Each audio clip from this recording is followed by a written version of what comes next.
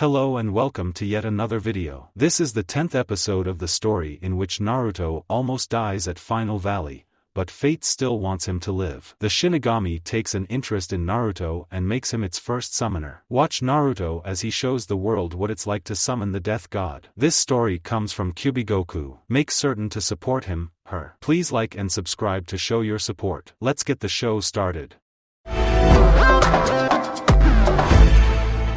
Go left. Go right. Are you stupid? Will you shut up and just let me run for a damn second? Naruto shouted as he continued to carry Guren through the body of the Sanbai. The two had decided to place their conversation on hold for when they got out merely because of the fact that they were being chased by miniature Sanbai. It was a pain in the ass and Naruto had no way of knowing just where the hell he was. It pissed him off outright and Guren's yelling wasn't making him any better. Naruto turned a sharp left while Guren continued, much to Naruto's amazement, to fire crystal shuriken at their opponents. She cursed at the hard shielding that the turtles had, but she couldn't very well complain. If Naruto had left her then she would be done for, but he didn't. Guren stopped firing for a small second and looked up to Naruto who was currently still speeding through the walls of Sanbai. She looked at him for a bit before turning back to see that they had lost their pursuers. You can stop. They stopped running after us, Guren said while Naruto's feet skidded to a stop. He looked behind them both to see that nothing was after them. He sighed and leaned against the wall while gently placing Guren on the ground. Naruto had been following some clones from their memories about which was the best way out. One had found an opening, but it was quite a ways off. Man, that was close. Are you alright? Naruto asked while Guren nodded her head. She slowly leaned her head back against the wall and closed her eyes. Her closed shifted to tell Guren that Naruto had leaned against her. She slowly opened one eyes to see Naruto just next to her. Hey, would you mind telling me how you're an Uzumaki? I mean, you look nothing like what I was expecting an Uzumaki to look like, Naruto stated, and Guren wasn't sure how to take that as it might have sounded like an insult, but she would just have to think about later. You asking me? I wouldn't know it. It's not a really common name. I don't know whose side of my family has Uzumaki blood. I'm just as clueless as you are, little brother, Guren joked while Naruto's eyes shot open. He glared at Guren, which made her smile. I never had any siblings. I was just an only child and an orphan. I always wanted someone to call a family. Even if it's for a little bit, I thought I would just say that, Guren said while Naruto seemed a little shocked that the hostility was gone from her voice. It was nothing like an hour ago. It felt a lot more soothing, more melodious. Close to his mother's like he had examined earlier. All the more reason that you should come home and not be with that fag Orochimaru. Besides, he's gone. It's not like you have anything to be scared of, Naruto said before he got a jab in his shoulder. I'm not scared. Orochimaru-sama saved me from my poor life. It was a chance to survive and I took it. I hold no regrets over that. I only have one true regret, Guren said while Naruto glanced to her. Is it because of Yukimaru? Naruto asked and Guren looked at the blonde shocked while Naruto snickered. You have that kind of expression on your face. So what is it? Naruto asked and Guren shifted slightly. I killed his parents. Orochimaru said it was for a good purpose.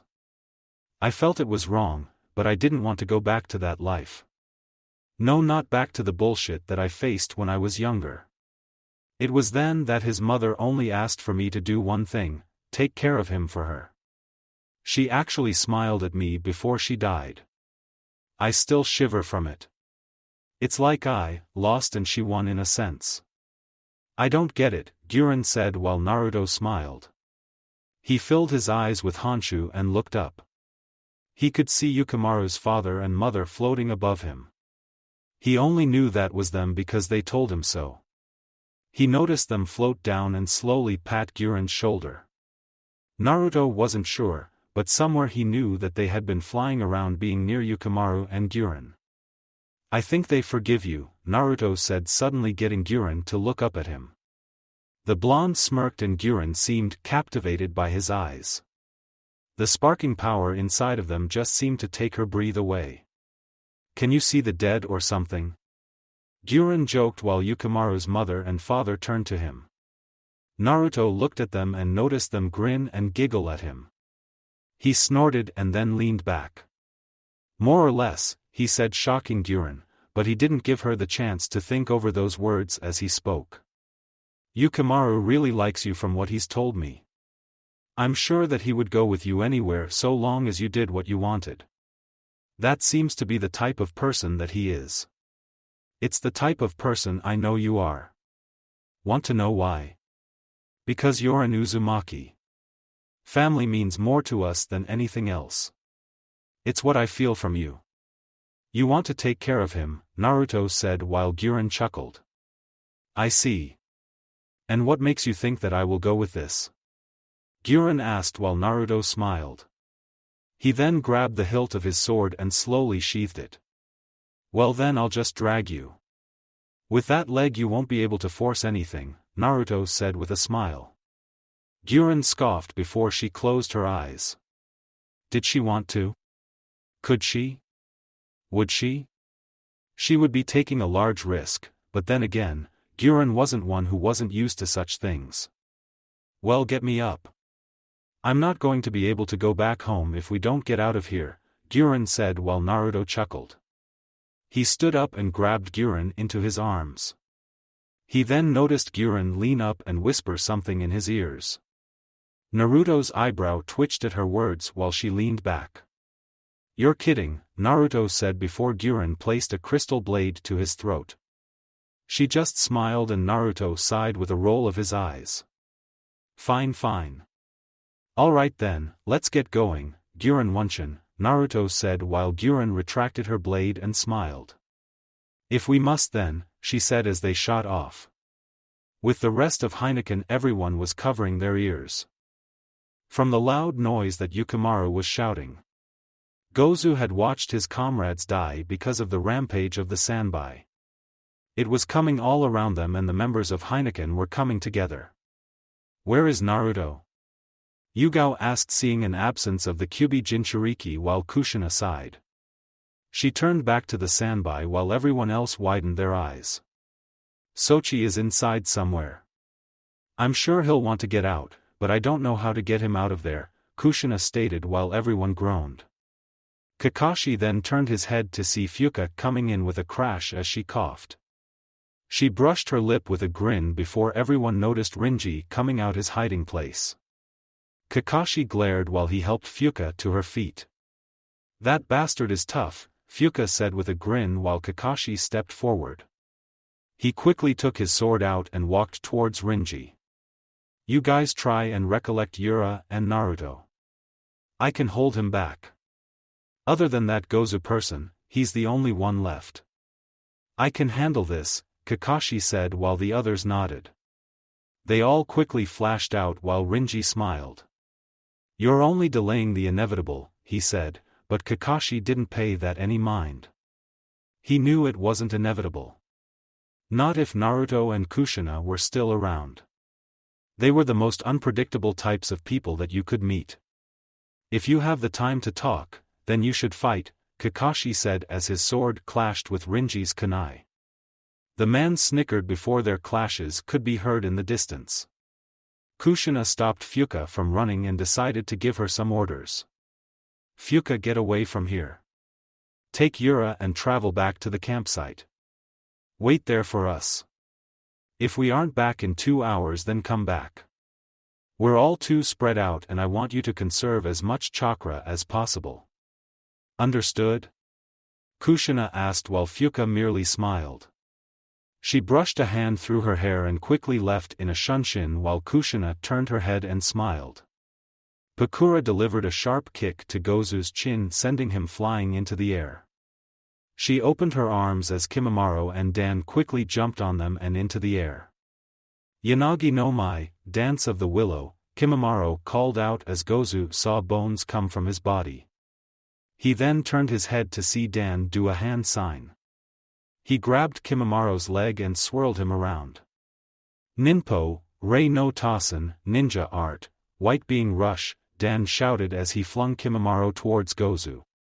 The large man tried to block it, but Kimimaro's body slammed into his and it sent him directly towards Fujike's.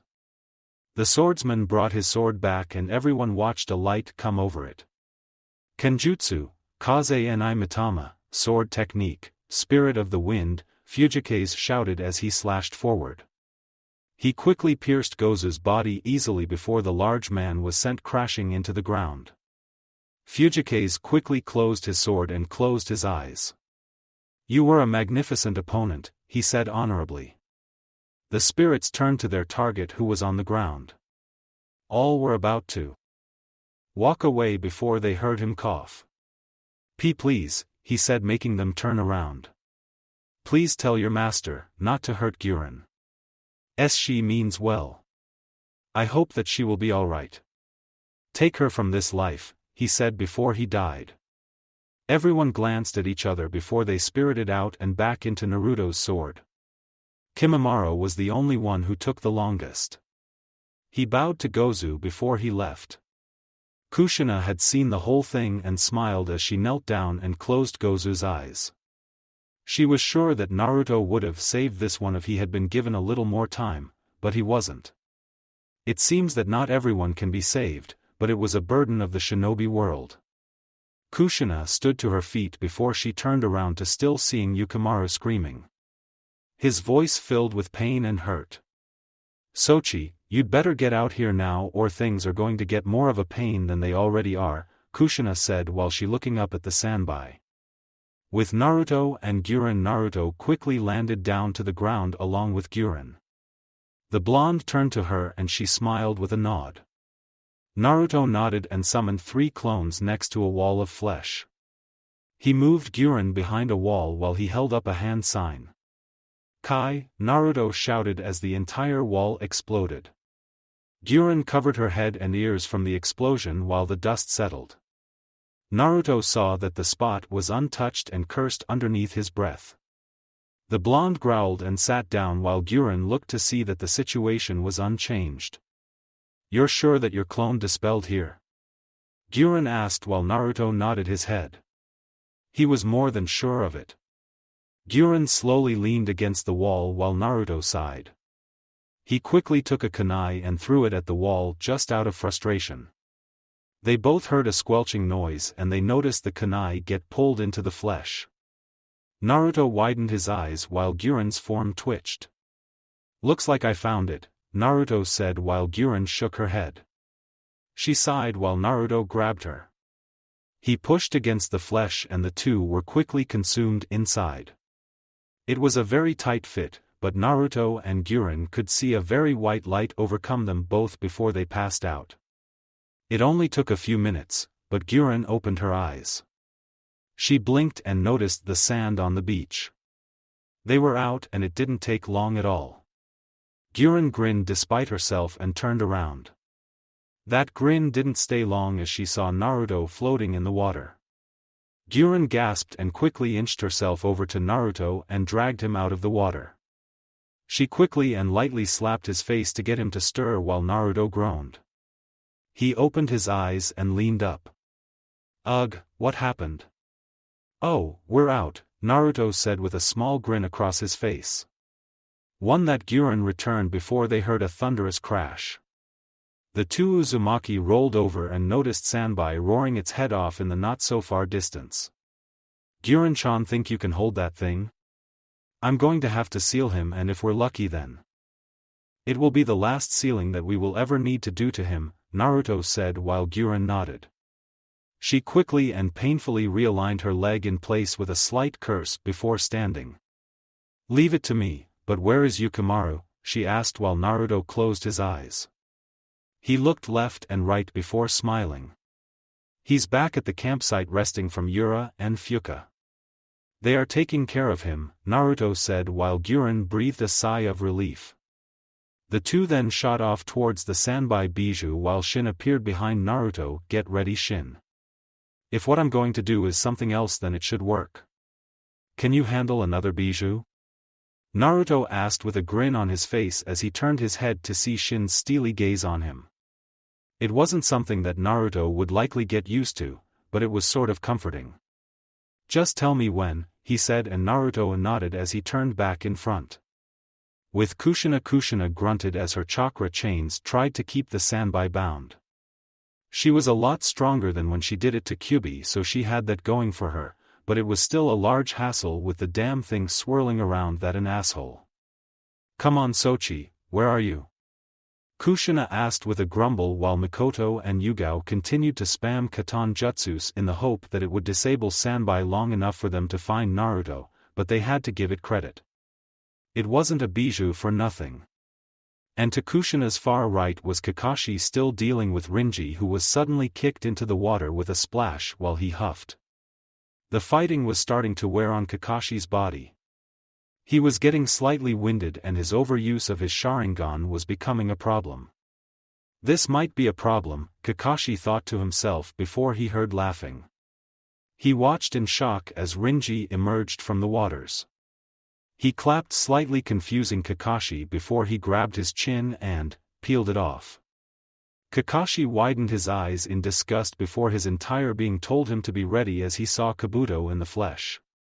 You're at your limit, Kakashi. I think it's time that I took things into my own hands, Kabuto said while Kakashi growled. He quickly flared Raiton chakra through his sword, making the mist clear around them. Oya, you still seem spirited. Are you saddened by the lose of Naruto? Kabuto asked with a small chuckle while Kakashi's Sharingan began to flare dangerously. Kakashi was about to lunge for Kabuto before they heard a shout.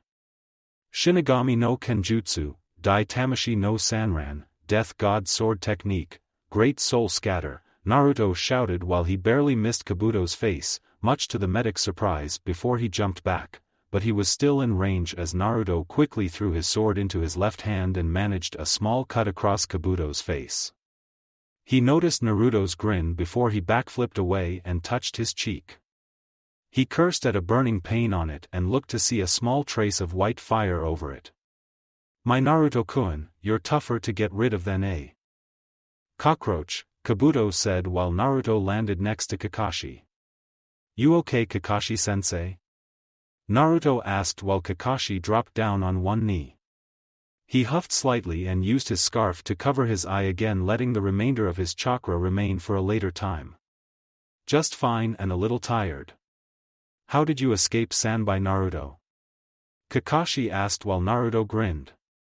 Oh, just some help from family, Naruto said while Kakashi raised an eyebrow. It was then that both noticed Guren land near Kabuto while she glared. Guren-san, just in time. I could use your help to take care of these two. You distract them while I take out the others and gather the Sanbai, Kabuto said, but he failed to notice the smirk on Guren's face as she quickly made a crystal razor blade. You got it, but I have a different plan, she said, and it was only from Kabuto's experience as a shinobi that allowed him to block Guren's strike with a kunai. He glared at her while Guren continued to sneer at him. What do you think you're doing? Kabuto asked with a growl while Guren shrugged. Something that I should have done a long time ago. I'm taking Yukimaru from you and we're not going back. You come after us and I'll make sure you regret it, Guren said, and if Kakashi wasn't tired then he would widen his eyes to the new development before he noticed the grin on Naruto's face. Yep, the blonde did something crazy again. Orochimaru-sama will not stand for your betrayal, Kabuto uttered, but the reaction he was hoping for wasn't there as Guren looked at him with a lazy expression on her face before she made a hand sign. Don't take me for a fool. Orochimaru is gone and you lied to us. You sent us all to our deaths, Kabuto. I don't take kindly to that at all. You're just lucky that this is all I'm to do to you, Guren said while Kabuto gasped to seeing his body overtaken by the crystals. He was slowly encased while Guren shot off along with Naruto. Kabuto cursed underneath his breath while their footsteps disappeared. Guren-nichan, do it now, Naruto said while Guren did some hand signs. She quickly bit her thumb while Naruto did some separate hand signs as well. Shotan, Daisuisho Ro no Jutsu, Crystal Release, Great Jade Crystal Prison Technique, Guren shouted as she slammed the sand. Everyone around them was shocked by the yell as Kushina, Yugao and Mikoto turned around. They all noticed the crystals rise up from the earth and encase the sandbai inside. Ka-chan, get the seal ready. That's not going to hold. Naruto shouted and Kushina felt that he could explain later before she activated the seals on Sanbai's body. The back of the sandbai lit up in light while Naruto allowed Shin to appear behind him while he cut his hand with a kunai. Yuzushiogakure no Fuin, Bijou Yokwatsu no Fuin, Hidden Whirlpool Seal, Tailed Beast Suppressing Containment Sealing, Naruto shouted as he jumped into the air. Everyone watched in awe as Naruto's hand glowed with the kanji for the word seal. Kabuto gasped and then all horror came back to him as the Shinigami appeared behind him. Kyubi, are you ready? Naruto asked while Kyubi opened his eyes. He snorted and sent a rush of chakra into Naruto's self-made seal while Naruto turned around. Go, Shin! Naruto shouted and with his outstretched hand, Shin's arm went through Naruto's body and attached itself to Sanbai's head. The bijou roared before a chakra form of itself came from it and lunged for Naruto. The blonde quickly took out a crystal that Guren gave him and slammed it with his hand while the chakra poured into the crystal. The light illuminated everything around them while Naruto closed his eyes. Everyone did the same before it dissipated. Naruto landed on the ground and smirked as he held up the crystal. He could feel a large amount of chakra inside it before everyone else felt the sandbai rage again. Maybe even more violently. What did you do? Mikoto asked while Naruto smirked. I seal the yang half of sandbai into this crystal. Go Ka-chan, do the rest, Naruto said while Kushina nodded more than happy to oblige. Yuzu no Fuin, Saitiki Heikyo, Whirlpool Seal, Static Ruin, Kushina shouted as everyone saw the sandbai groan outright. Its body twitched violently before it fell into the water unconscious. Its form slowly disappeared and its outrage had stopped completely. The lake was at peace after an exhausting time. Naruto fell to the ground and chuckled while Guren lowered the crystals. Where is Kabuto? Naruto asked while Kakashi appeared. He got away. He always was like his master. Just a snake, Kakashi said while Naruto groaned. Much more work for him to do that would just piss him off. Yugao took the crystal from his hands and looked at it before handing it to Kushina. Bijou can't stay in objects forever and this will break over some time. We'll have to think of something soon. This can't be permanent. Either the yang will dissipate and reunite with the yin or the sandbai here will vanish and will recollect itself to where the yang is, which is where we are, Kushina said while everyone sighed. Maybe we should have Jiraiya-sama look at it, Yugao said before Kushina gave a snort. I have no doubt if his skills, but Jiraiya can't handle this. No one can except for Naruto and I. In fact I dare say that Sochi's use of Fuinjutsu surpasses Jiraiya's so there wouldn't be much of a point. Now then, let's go back before we have Fuka and Yura looking for us, Kushina said before they saw Guren walking towards them. Everyone readied their weapons before Naruto stood up. He stopped them all and they watched as he helped Guren over his shoulder. He then gave a wink to his mother which got a slightly widened eye from her and then a nod as she stayed silent. She's not with them anymore. She's with us.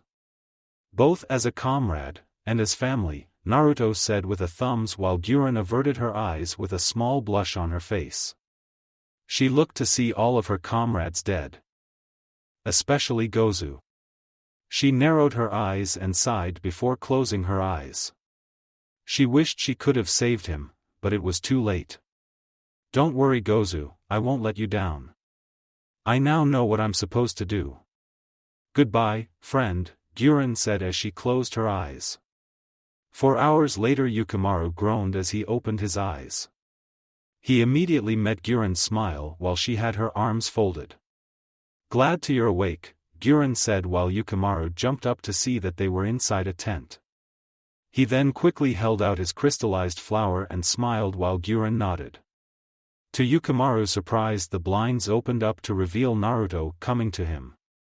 Naruto-san, Guren-san, you're not fighting, Yukimaru said like it was an odd thing, but then again it could have been in his case. Naruto snickered and wrapped an arm around Guren's shoulder. That's 'cause she's realized just how badass I am, Naruto said before he was delivered a swift punch to the gut. The blonde coughed with a laugh while Guren snorted. Yukimaru, we're leaving this place. Not just this place, but we're leaving Orochimaru behind. I want a better life for you and I want you to be taught the right way about things.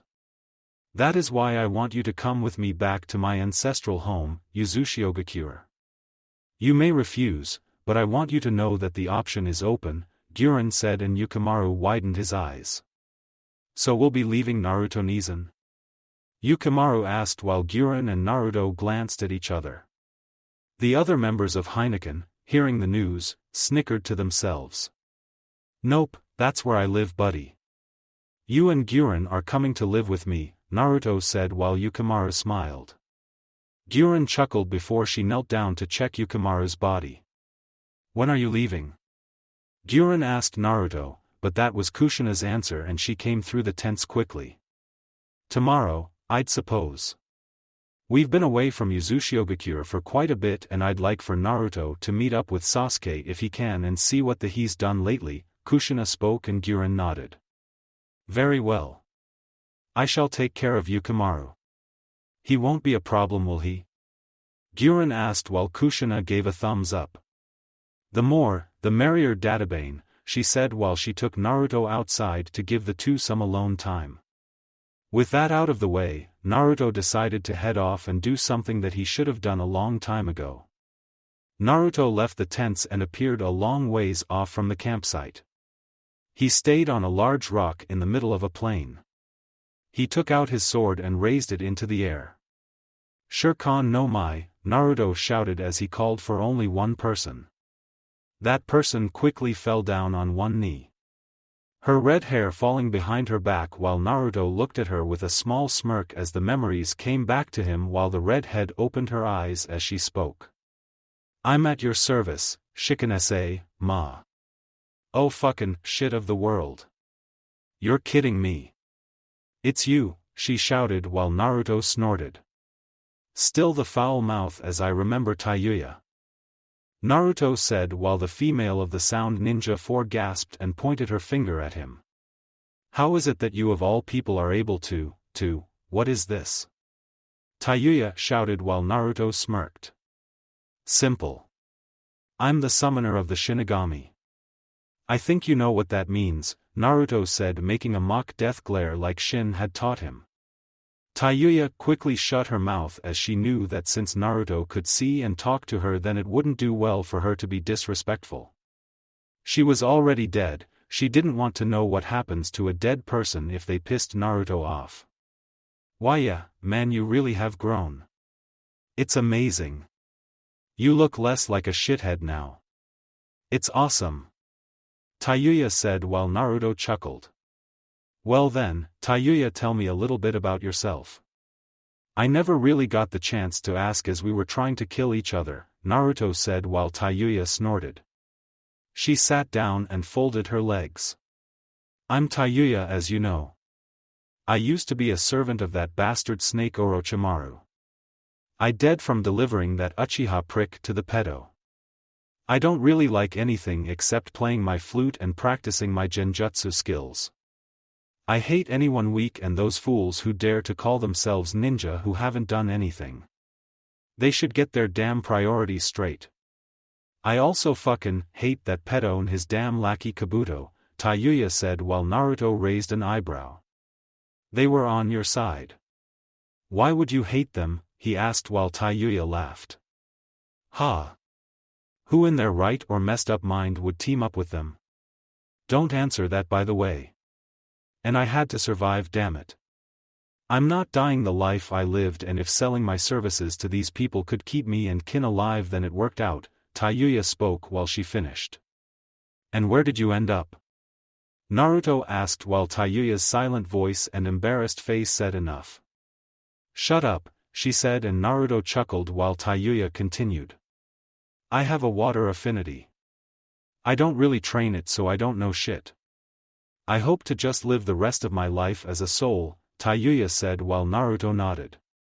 Also, you know Sasuke's back with Konoha and Orochimaru's dead, Naruto said while Tayuya grew silent. She then got a tick mark and growled. Are you fucking serious? We died for nothing.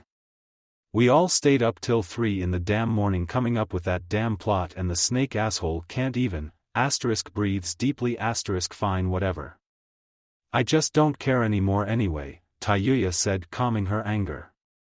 Naruto found it rather funny that she hadn't changed after those 2 years, but it certainly made it entertaining. Also, I have to tell you about me being one of your relatives. Yeah, I fucking found out, thank you, Tayuya said, shocking Naruto. Wait, what? Naruto asked and Tayuya nodded. Yeah, while roaming this stupid earth I actually managed to meet my parents. Fucking Beauty and the Bastard if you catch my drift. I instantly actually kicked my father's ass. He's the one who killed my mother because he had been on some weird shit in his life after we fell into debt. Mother tried to take me back to Uzumaki, but he killed her before she could. The damn bastard. I delivered him a swift jaw to the face. Also, ironically, I saw a new personality to her. She fucking kicked his ass in soul form. Apparently she was drugged and weak, so now that she couldn't be drugged, she fucking kicked his ass too. It was an ass-kickin' jamboree. All the souls watched too. Still, she did love me and I guess I can understand her. I just managed to run when she died. Also, she told me to tell you, that if I ever do meet you that I tell you, she wants to be revived if only so she can laugh in the bastard's face for what he did. Hell, me too. We also want to be mother and daughter again. Some emotional shit like that. I don't need that, Tayuya said while Naruto chuckled. Then what's the grin on your face? He asked. I said shut up. Tayuya shouted before she and Naruto shared a nice laugh with each other. They then settled while Naruto looked down on Tayuya. Tayuya Uzumaki, will you help me? Be my summon, follow my will and help me find the true path to peace. I will try to revive your mother, Yura Uzumaki, Naruto said while Tayuya raised an eyebrow. Who the hell is Yura? Oh, you didn't know? My mother actually changed her name. Yura is what she calls herself when she meets family. When it's me, she told me to call her Uzumaki. Common mistake, but sure. I'll follow you. It's better than doing any of this shit that I've been doing, Tayuya said as she was sucked into Naruto's sword for his use another time. Welcome to the family, Tayuya, Naruto said with a grin before he walked off. Uzumaki, a warp hole appeared just outside of the rims of Uzumaki. Toby stepped out and touched the ground. He looked around while he slowly took off his mask. I wonder how long it's been since I was last here trying to find anything useful. Humph, well, whatever, he said before he phased through the gates. Toby slightly twitched as he saw the new buildings, remade streets, and newly rebuilt Uzumaki mansion. What happened here, he wondered to himself before he continued to walk through the streets. He could hear the sounds of fighting and Toby remembered to keep his guard up. He was only apart from Deidara to do this stupid thing for Danzo, but he didn't know that there was actually something here. Alright Yuri, take a break and then we'll have finished everything you know. By the time they return you will have become a high chunin, Haku said while Yuri smiled. She was slightly taller than the few days ago and her hair was pulled back into a ponytail. There are people here? Toby wondered before he vanished off. Haku went inside to go wash her face while Yuri was busy practicing her fuinjutsu. She was having a lot of fun doing it and she was getting stronger. Her sister might be on her way to Tokubetsu Jonin level, but she was making headway as well. Then she would be able to leave Uzushiogakure on a mission with her sister and brother. They could go together.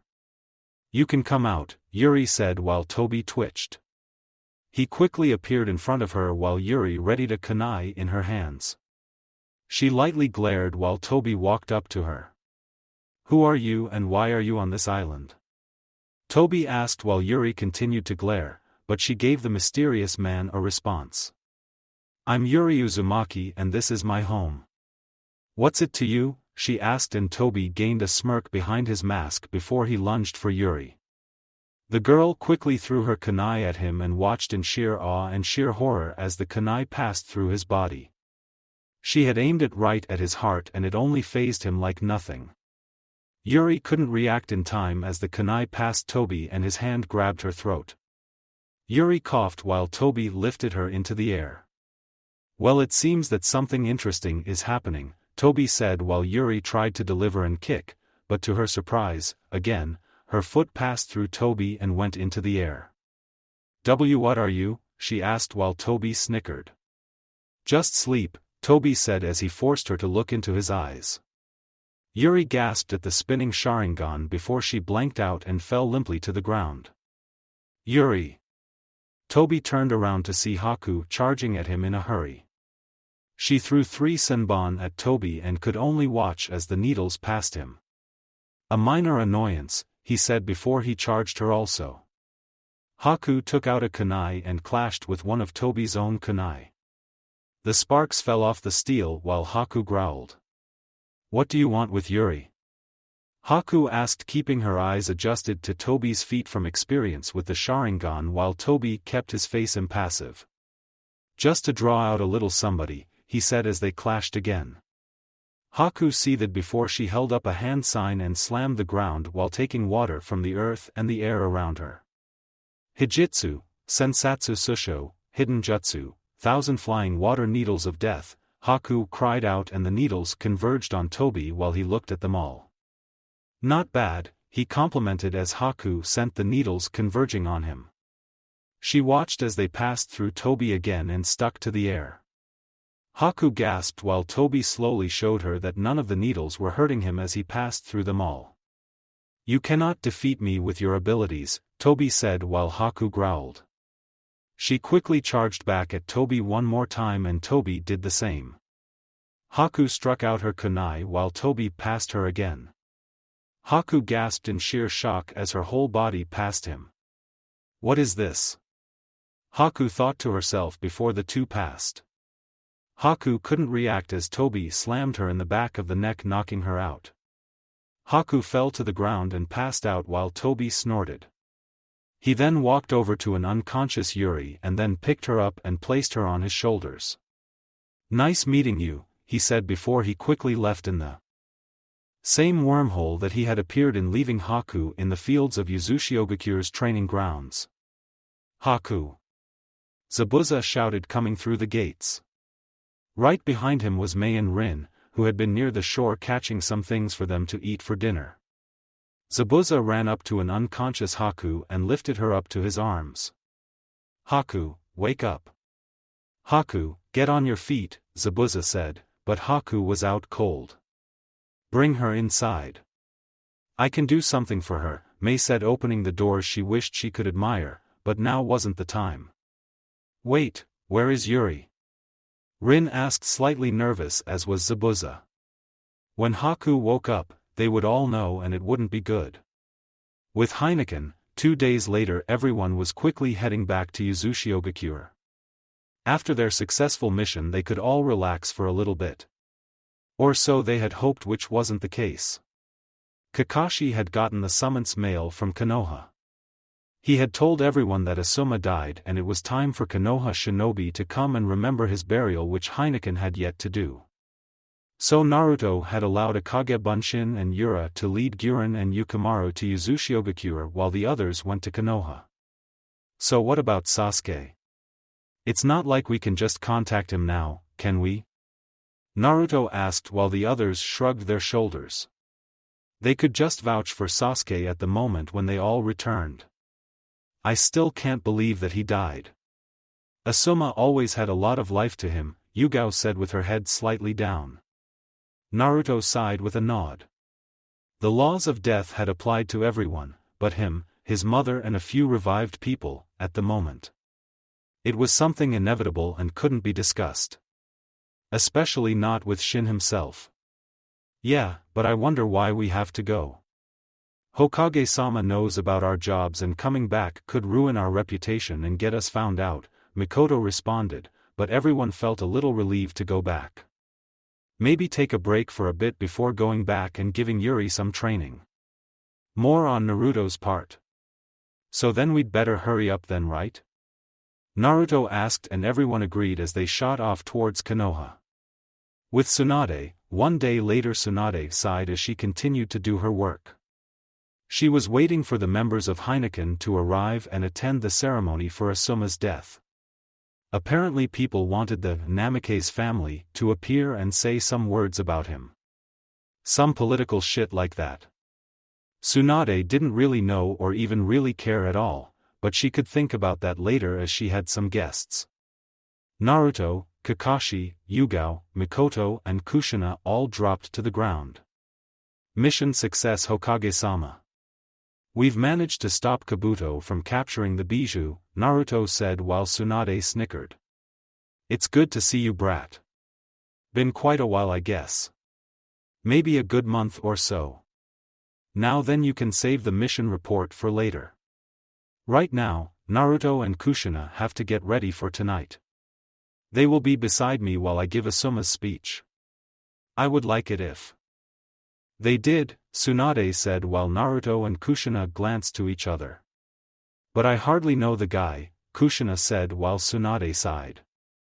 Then Naruto will and you'll help him with it, Tsunade said and Naruto sighed. He merely nodded and everyone began to file out, but Tsunade called Naruto back. The blonde told his mother that he would see her at home while they all left. What is it, Bachan? Naruto asked while Tsunade combined her fingers together. Naruto, I hate to tell you this, but word is getting around, Tsunade said while Naruto narrowed his eyes. He cursed underneath his breath. This was exactly what he wanted to avoid. This stupid shit of rumors being spread around. Oh yeah, learn about the Kyuubi in a week. Why the hell would a Shinigami contract be different? You just can't get good umbu these days, Naruto said glaring up at the ceiling knowing that the umbu inside had flinched from his deadly gaze. It spelled death for anyone who was that stupid to actually try him.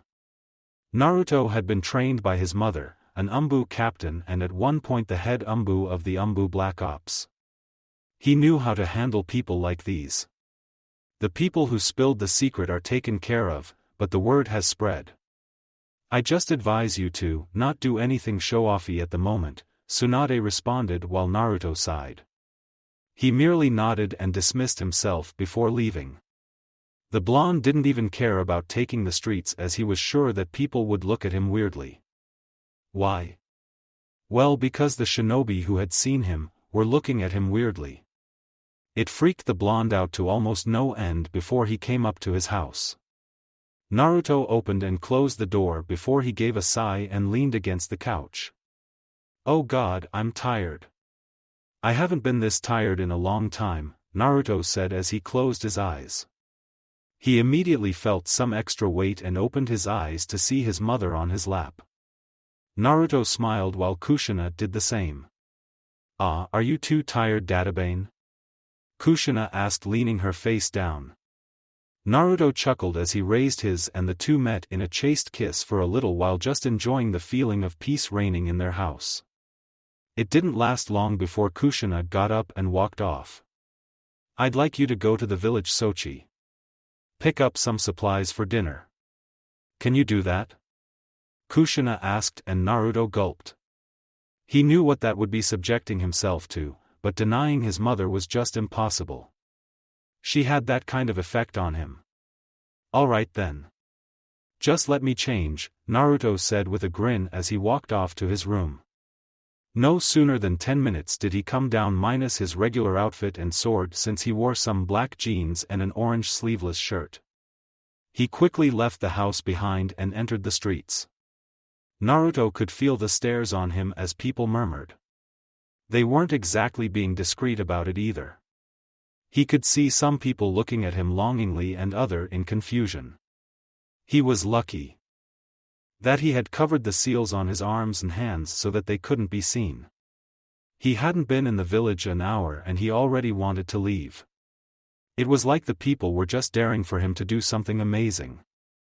Naruto sighed lowly and continued walking before he looked up to see Shikamaru walking through the streets.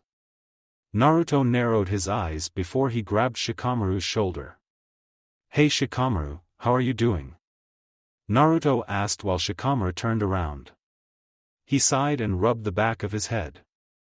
"I'm fine, Naruto. It's good to see you again after a while.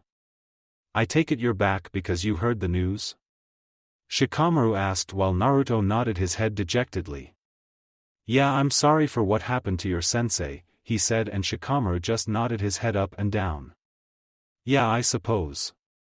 I heard you would be attending the ceremony with Hokage-sama," Shikamaru responded, getting a nod from Naruto. "Yeah, but first I have to get some things for Ka-chan. Just for dinner since we've been back," Naruto said, and Shikamaru gave a small smile, though it was half-hearted and Naruto knew it too. "Are you going to be alright?" he then asked, and Shikamaru wasn't sure how to answer that. He really just wanted to find that Haiden guy and just take him to the grave for what he had done to Asuma. It just wasn't fair at all for Asuma to die like that. "I'll be fine," he said, a hint of loathing in his voice. Naruto raised an eyebrow, but merely shook his head up and down before he walked off while Shikamaru turned around. "Naruto, you would do anything for your friends, wouldn't you?" Shikamaru asked, narrowing his eyes. The blonde suddenly felt like he was getting interrogated. Naruto sighed inwardly and turned around, meeting Shikamaru's gaze with a strained smile. "That's right, I will," he said before he turned his head, not giving Shikamaru the time to analyze that smile of his as he quickly tried to disappear into the crowds. Shikamaru watched Naruto leave with a weird look in his eyes, but didn't say anything. He didn't need to. "With Yuri, ugh," Yuri groaned as she opened her eyes. She widened them before seeing nice figures looking at her. "Toby brought the girl just like he was asked because Toby is a good boy," Toby said while Yuri raised an eyebrow. She felt weak and tired. Her body was stiff and her chakra nearly gone. She wasn't going to be doing anything for a little while. "Why did you bring her here, Toby?" Itachi asked, knowing his eyes, while Yuri decided it was best to just keep quiet. Toby was hoping to draw out the Kyuubi Jinchuriki with this girl. "Toby found her well," he said while everyone turned to Pain for any sort of explanation. "So this is an Uzumaki." "Understandable, Toby, since you caught her, you and Deidara are in charge of her. Do not let her out of your sight. Also do not allow the Kyuubi Jinchuriki to take her. We captured the Kyuubi Jinchuriki and we're one step closer to our goal," Pain said, looking at everyone. Most of the members nodded their heads while Haiden cackled. "Why wait? We could go and get him now. The bastards managed to avoid us, but we'll find him and I'll sacrifice him to Jashin-sama," Haiden said with a grin while Kakuzu shook his head. They are after Nisan. Naruto Nizan is in trouble, Yuri thought to herself, but she didn't say anything. She had to remember what Naruto had taught her, and that was, if you're captured then don't move or show any signs of waking before you learn what you should.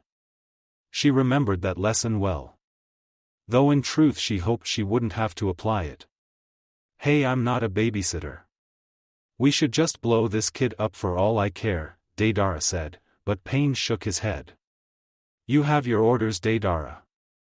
Do them and remember what I said," Pain told them before everyone left. Deidara scoffed while Toby knelt down and brushed Yuri's hair, making her inwardly stiffen. His hands felt cold, clammy and terrifying. How she managed to think that the Shinigami was cute, but this not was something new to her. Well, Toby, carry the bitch. I'm certainly not going to do it. Oh wait, I have an idea on how we can use her. It seems that damn Uchiha is a little near here. I bet he and the Kyuubi Jinchuriki are buddy-buddy. We can use this girl right here. Toby, come on. It's time to go and make one less Uchiha in the world. Deidara said as he walked off. Toby quickly placed Yuri on his shoulder and walked off while whistling lightly. Konohagakure, nighttime Naruto, and Kushina were right beside Tsunade as she continued to give her speech. People continued to grieve and it pained Naruto that he was seeing Konohamaru cry. He had lost the Sandaime and now his uncle. Naruto also noticed Kakashi in his black outfit for the occasion and Yugao the same. Mikoto was in the crowd of people with her head low to the ground. The people crying were Ino and Chuji. Shikamaru was just taking it hard. Naruto had heard that he had been a little antisocial and even got into a disagreement with his father. It really made Naruto wonder if he should revive Asuma or not. He especially saw Kurenai weeping. And we will never forget Asuma's contribution to Konoha and for all he has done for us. Thanks to him, the will of fire will be engraved in our hearts and in our minds. Tsunade spoke, and while Naruto knew that words were nice and all, he still knew that they were just that. Words. They did nothing for nobody. That's why Shin said for Naruto to prove himself to the death god when they met. Actions speak louder than words. People watched as Asuma's coffin was carried away while some cried. Naruto wondered if he should just stop everything and was just about to before he felt a hand on his shoulder. Naruto narrowed his eyes and activated his Honshu, discreetly, and turned his head. He widened his eyes to seeing Asuma. He shook his head while Naruto narrowed his eyes. Why not? Naruto asked softly so no one could hear him. Asuma could see the tons of people at his funeral and it broke his heart. Especially Kurenai, Konohamaru, Ino, Chuji and Shikamaru, so sad. Especially knowing how Kurenai felt the most. I'll admit. I never thought you would be it, but it seems that you are. So that's what you were hiding from the village. And with good reason too. No one needs to know about this contract of yours. For the good of the village they can't know. You really are amazing. Naruto, as you grow older you will know that everyone has their time. No one is unbound to death. I want to be with them all, but my time is come. I'm honored that you would risk exposure of your contract for but I can't let you do that. They wouldn't understand it, Asuma said to him while Naruto closed his eyes. If it's what you want, Naruto said while Asuma's body disappeared. People then returned to the front while Tsunade came down. Let's not forget him, Tsunade finally said before someone pointed to Naruto. Hey, you can do something, can't you? Weird stuff has been happening since you've come back. You know something, don't you? A random person asked while Naruto stiffened. Again all eyes were on Naruto and murmurs came from everyone. Kushina looked at her son worriedly while Shikamaru balled his fists. Everyone seemed confused while Naruto averted his eyes. Boss, what are they talking about? What do you know? Konohamaru asked while Hayashi and Hinako narrowed their eyes while Hizashi did the same. Tsunade growled at the damned comment. Now wasn't the time to spread that rumor, even if it was true. Hey yeah, Namikaze-sama is said to have a legendary contract. He can do something, can't he? Someone else asked. Naruto felt unsettled by the use of his father's name. It felt defiled in this sense. The murmurs increased and members of the council started to look at Naruto more closely. Kakashi stiffened and so did Yugao and Mikoto. Naruto-kun, do you know something? Hinata asked while Neji glared. Kiba and Shino did the same while Kurenai stepped out of the line. She slowly, but surely walked up to Naruto. Everyone suddenly went quiet like Kurenai had commanded them to do so. They watched her walk up to the Kyubi Jinchuriki with her redder eyes from the crying while she sniffled. Naruto, if you can do something, anything, that can bring back Asuma to us, then please. I beg you. I want you to do it. I would do anything to have him back. Please, Kurenai said while everyone on her team and Asuma's team glared. Naruto took a deep breath, but he could feel Asuma's hand on his shoulder and he could tell he was shaking his head left and right. Yes, he knew, but he also knew the dangers that Kurenai's child would be in if Naruto did expose this secret. It would be a national incident from all the villages. Both big and small. This is a trial, Shirkan. What is your answer? The Shinigami as in thought as he hovered over the resting place. Hundreds of spirits were around him as well, looking at the attraction. They all wanted to rush and defend their summoner from their friends, family and comrades, but they knew better before they heard Naruto say the words that would impact his village.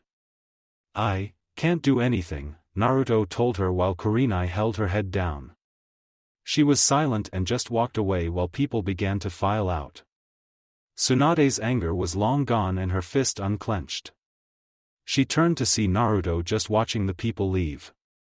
Thank you, Naruto, Asuma said, but he felt Naruto just brush past him. Just shut up, Asuma-san, Naruto said before he vanished out of sight. Kushina frowned before the others recollected themselves. I'm going to go after him. I think we'll meet up later, Kushina said, and everyone else agreed before she took a glance at Hayashi. He nodded his head and told his family that they were leaving as well.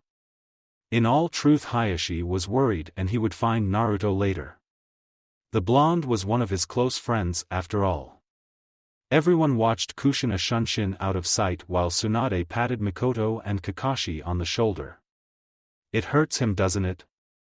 Tsunade asked while Kakashi nodded. He left as well while Mikoto and Yugao decided to just go home and rest from the day. Somewhere else, well, that's everyone. Who would have thought, huh? I can't believe that Shinigami and I actually found a summoner. Who the hell can handle that cold attitude all the time? A male voice asked while the others chuckled. I know, right? And apparently it's some boy named Naruto Uzumaki from Konoha. I can't wait to pit him against my summoner. After all, life is just a game, isn't it? Another person asked. About 5 other people nodded and chuckled at the same time, but one wasn't. He just looked on at the ground in front of him. Oi, Amaterasu-nichan. What's got you so down? Don't you enjoy your summoner? A man asked while the goddess of the sun snorted. Shut up, Tsukuyami. Life is not a game. Humans are not to be used for our amusement. You people are so stupid. I swear you're hanging around Jashin too much. You know he's a sicko, Amaterasu said while Tsukuyami chuckled. Hey, at least my summoner has some tact, unlike Shinigami. The guy is as cold as they come. He should learn how to have some fun with his job. Look at me, I like to create tidal waves from time to time. What can you do, goddess of the sun? Melt us all to death. Tsukuyami laughed outright while Amaterasu snorted. And what do you think, Gaia? Amaterasu asked another woman who was looking down with a sigh. I'd have to agree with you, Amaterasu. I don't like this. As the goddess of the earth, I feel that we're taking advantage of this so-called game, Gaia said while Amaterasu nodded her head. Mao, you two are no fun. Just like Shinigami and I. Learn to lighten up. Live a little like me, Inari, Izanagi and Susanoo. It's fun, a girl said while Amaterasu snorted. Shut up, Izanami. You might be the goddess of creation and death, but you have no control over the spirit realm. That's where Shinigami Nizen rules, and you do better than to cross him. There is a reason why even we, when we had our summoners, couldn't beat him, Amaterasu said while Izanami groaned. She didn't even want to think about it. Well, at least my summoner is interesting. I wonder who Baka Shin picked, Izanagi said before he was punched into a wall. Don't disrespect Shinigami-san, Susanoo told him while Izanagi wiped his cheek. Yeah, whatever. So, who are the first to meet each other? Izanagi asked while Izanami snickered. Shinigami-chan and Jashin nii. Both their summoners are supposed to meet soon. Oh, I can't wait to watch that. After all, being a god gets quite boring with no entertainment, Izanami said, and other continued to laugh. Amaterasu and Gaia sighed and looked off. What are we going to do? It's starting soon and all of the nations will be caught in it, Amaterasu said while Gaia shook her head. I don't know, but we'll come up with something. We have to, she responded before they looked at the rest of their family who didn't have a single care in the world. Both females wondered what it was like to be that blissfully ignorant. Oh well, they would learn soon enough. They all would. Kushina looked left and right near the house for her son. She had lost him after Asuma's funeral and she was currently looking for him. Her face showed the longing look to know of her son's problems. However, due to their connection by her being his valve of spiritual power from the Shinigami, Kushina could feel Naruto's heart. It was tight, it was sad, and it was angry. She knew that he must have been trying his hardest to not be completely angry and let out both Kyuubi and his Shinigami powers at the same time. Come on, Sochi, where are you?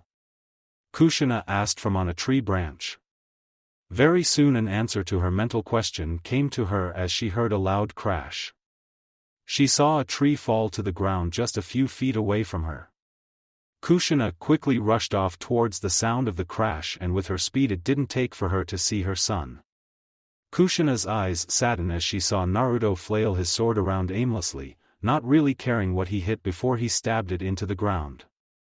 Kushina proceeded to jump down and carefully walk towards her son. Sochi, what's wrong? Kushina asked, and Naruto seemed startled by her voice and her presence as he really wasn't thinking that someone could be following. Naruto just sneered at the ground before he felt the smooth hand of his mother on his shoulder. Leave it to his mother to be able to calm him down. He didn't want me to revive him, Ka-chan. He said it was better that he was gone. He knew that I had the power to revive him so that everyone could be happy, even at the risk of my contract. I just wonder why, Naruto said, and Kushina proceeded to calmly slip her arms around Naruto's broad shoulder and turn him around. Kushina then placed a hand on his chest and smiled. I feel your heart, she stated, and Naruto raised an eyebrow before Kushina grabbed his hand and brought it to her chest, much to Naruto's embarrassment, but Kushina ignored it. She waited for Naruto to talk and the blonde straightened his face. I feel your heart, he responded, and Kushina nodded with a close of her eyes. I am alive because of you. I hold no regrets over it. I love you, Sochi. I assume that you love me as well, right? Kushina asked, and Naruto nodded fast, telling her that she couldn't be any more right in that regard. Kushina smiled and leaned back. Asuma-san knows what the village had gone through. He knows what they're going through. Have you ever wondered why the spirits around you have never asked to be revived for their loved ones? Kushina asked, and Naruto stopped to ponder that. He looked around him at all the spirits who seemed to have their heads turned embarrassingly. Taking the silence as a no, Kushina continued. It's because their people have moved on. There isn't a need for them anymore. Most of them had long fulfilling lives and would want nothing more than to just watch their friends, family and other be happy. Not to mourn their deaths, but to live their lives. Shikamaru-san and Kurenai-san will not forget him, and neither will anyone else. You know why? It's because this village possesses the will of fire, Kushina spoke, and Naruto calmed down. He smiled and turned to see the spirits of most shinobi and civilians nodding their heads behind Kushina, showing that she was right in what she said. Did Toussaint tell you that speech? Naruto asked while Kushina blushed. She was about to yell at her son before Naruto shocked her with a kiss to the lips. It wasn't as lasting as she would have liked, but it got its point across. Thank you, Naruto said as he took up his sword and sheathed it. He then held out his hand for Kushina to grab and she did so while Naruto pulled her to her feet. Now then, shall we go and get some dinner? I'm hungry Databane, Kushina said and she smiled when Naruto's stomach rumbled. She snickered while Naruto scratched his cheek. Well then shall we go inside and get cooking? Hopefully you can still get me to cook us a little bit of dinner, Naruto said and Kushina turned back to him skeptically. Since when can you cook? She asked and Naruto just passed her before he winked letting it hang around for Kushina's thought. She just twitched an eyebrow and she followed him reluctantly before Naruto turned his head. Also Ka-chan, I would like it if we could train a bit tomorrow. I want to figure out the weaknesses to this time-space ninjutsu. If we're lucky then I can increase the time of the jutsu, but it needs experimentation. Besides, we'll have to teach it to you won't we?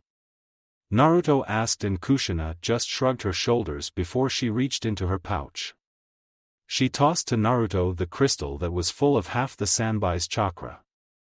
The entire yang chakra of that bijou was inside the crystal and it wouldn't break until Guren did or it broke from the age of time. They would just have to do something with it. Why you ask? Because Kushina and Naruto could already see the small cracks beginning to form on it. 3 or 4 weeks at the most and it would break. Well then, we'd better hurry. I'm always on the lookout for a good time with a new jutsu, she said and the two Uzumaki walked off towards their house. Uzushiogakure Guren and Yukimaru were quiet while Yura looked at Haku on the bed. They had just arrived 2 days ago to the island and Haku still hadn't woken up. She was out cold with a hard knock to the head and neck. Mei washed a towel and placed it over Haku's head while Rin checked Haku's heart rate. It was steady, a sign of no trouble to her life. Zabuza was on the couch tapping his finger on his arm almost impatiently. Fuka just leaned against the wall not doing anything in particular just watching everyone else. She's been out for 4 days already, Rin suddenly said while everyone sighed. They all leaned back away from Haku before Yura, Guren, Fuka and Mei decided to introduce themselves to each other. Mostly Yura, Guren and Fuka introducing themselves to Mei their big cousin. I never would have thought that I would be a cousin to the Mizukage. It just keep rolling doesn't it? Guren asked as she shook Mei's hand firmly. The two women exchanged glances before she and Yura shook hands acknowledging each other. Fuka and Mei took a good long look at each other as everyone felt that they could see a flash of lightning come between them before Mei held out her hand. I'm glad that Kushina's family hasn't died out, Mei said and Fuka just smiled and shook her hand. It just took our blonde Uzumaki to bring us together. I'm pleasantly glad, Fuka said with a charming smile while Mei did the same. However everyone could see the veins straining in their handshake with each other that caused them to sweat drop. It was only when everyone heard a moan that they turned to see Haku squirm. Zabuza jumped up while Haku opened her eyes. She glanced over everyone before what happened caught up to her and she quickly leaned up. Haku, what's wrong? Who did this to you? Zabuza asked while Haku placed a hand over her aching head. She then seemed scared and cursed as her hands tightened against the folds of the futon. Someone with an orange mask came to the village. He knocked out Yuri and took her. Haku paused as everyone turned to Yura who was shivering almost uncontrollably before a small pat from Guren calmed her down and everyone asked for Haku to continue. I tried to apprehend him, but there were 3 things that stood out for me. 1. What he was wearing. A black cloak with red clouds. The next thing that stood out for me was, he had a Sharingan. Haku paused again as a collective look of surprise came over everyone. As far as Zabuza, Yura, and Haku knew there were only 5 Sharingan users. Those were Sasuke Uchiha, Yuna Uchiha, Mikoto Uchiha, Itachi Uchiha and Kakashi Hatake. Rin widened her eyes to what Kakashi had told her at one point before his leaving. He had told her that Obito was alive. He had given Kakashi one of his eyes which Rin had transplanted. He wouldn't do something like that would he? No, not Obito. Lastly was that he used a weird technique. I couldn't hit him, Haku said, and that brought everyone's attention to her again while Mei folded her arms, narrowing her visible eye. What do you mean that you couldn't hit him? Was he too fast for you to hit? Is that what you mean? Mei asked, and Haku shook her head, still trembling from the memory. She touched her person and slowly steadied the beating of her heart. Now, he was fast. Faster than me, but I could keep up with him for a while. When I mean I couldn't hit him, I mean, I passed through him. It was like he was intangible. I would throw kunai, senbon or shuriken at him and they would pass him and fall to the ground behind him. I couldn't hit him. It was like he knew it as well. He was toying with me, which is why he was able to knock me out. It was a terrifying experience, Haku said while everyone looked left and right. And he took Yuri. What kind of person is that? He's not some ghost. He took you down. Just like that? Yura asked, visibly angry. Her sister was somewhere out there in the world with Kami knows who and doing who knows what. Damn it, this happened because she was gone. He's not a ghost, Yura-san, and spirits aren't so far-fetched if you know what Naruto-sama holds, Haku said discreetly while Yura widened her eyes. She nodded and leaned back while Zabuza intertwined his hands. So that's all we have to go on. Well, I can tell you right now that if Haku's description is right, then it's Akatsuki who took her. I know of Akatsuki because I know one of their members. Kisame Hoshigaki, he was one of the 7 swordsmen of the mist under the Yonde Mizukage, Yagura. I only knew of Akatsuki because Kisame was in my bingo book at one point and it showed his affiliation. I didn't know what they wanted though, Zabuza said before Mei and Guren came in. I know, they said, and both glanced at each other, but Mei allowed Guren to continue with hers and Guren thanked her cousin before clearing her throat. Yukimaru looked on through the group of people while Guren spoke. I know of Akatsuki because I used to be in allegiance to Orochimaru. Akatsuki is an organization that is after the tailed beasts. I had recently heard before leaving that they have taken the Ichibi, Nibi, Yonbi, Gobi and Nanabi. That's 5 that they have at the moment and 5 people that they have killed. Well, the Ichibi survived by unknown means and I think I know. Was Yuri and Uzumaki also? Guren asked and Yura nodded before the pieces started to come together. You think that they took Yuri to try and get to Naruto? Fuka asked and Guren nodded her head. Nearly. All of us here are Uzumaki, or have Uzumaki blood with the exception of Yukimaru, Haku-san, Rin, and Zabuza. If I wanted to get back at someone then that's how I would, Guren said, and Yura's response was to get up and walk towards the door. She quickly strapped on her shoes before Zabuza's voice, coming in low and authoritative, shook her. And where do you think you're going? He asked and Yura balled her fists. Where else? I'm going to go and find Yuri. She's my only sister and I'm not going to lose her. Yura exclaimed before she felt Zabuza's presence in front of her. She looked up at the swordsman folding his arms and blocking her way out. I'm stronger than you. Akatsuki is stronger than me. You aren't able to handle such a thing. All you are doing is going to your death. If they want Naruto-sama, then there is a perfect chance that your sister is still alive. They wouldn't waste a valuable chance like that.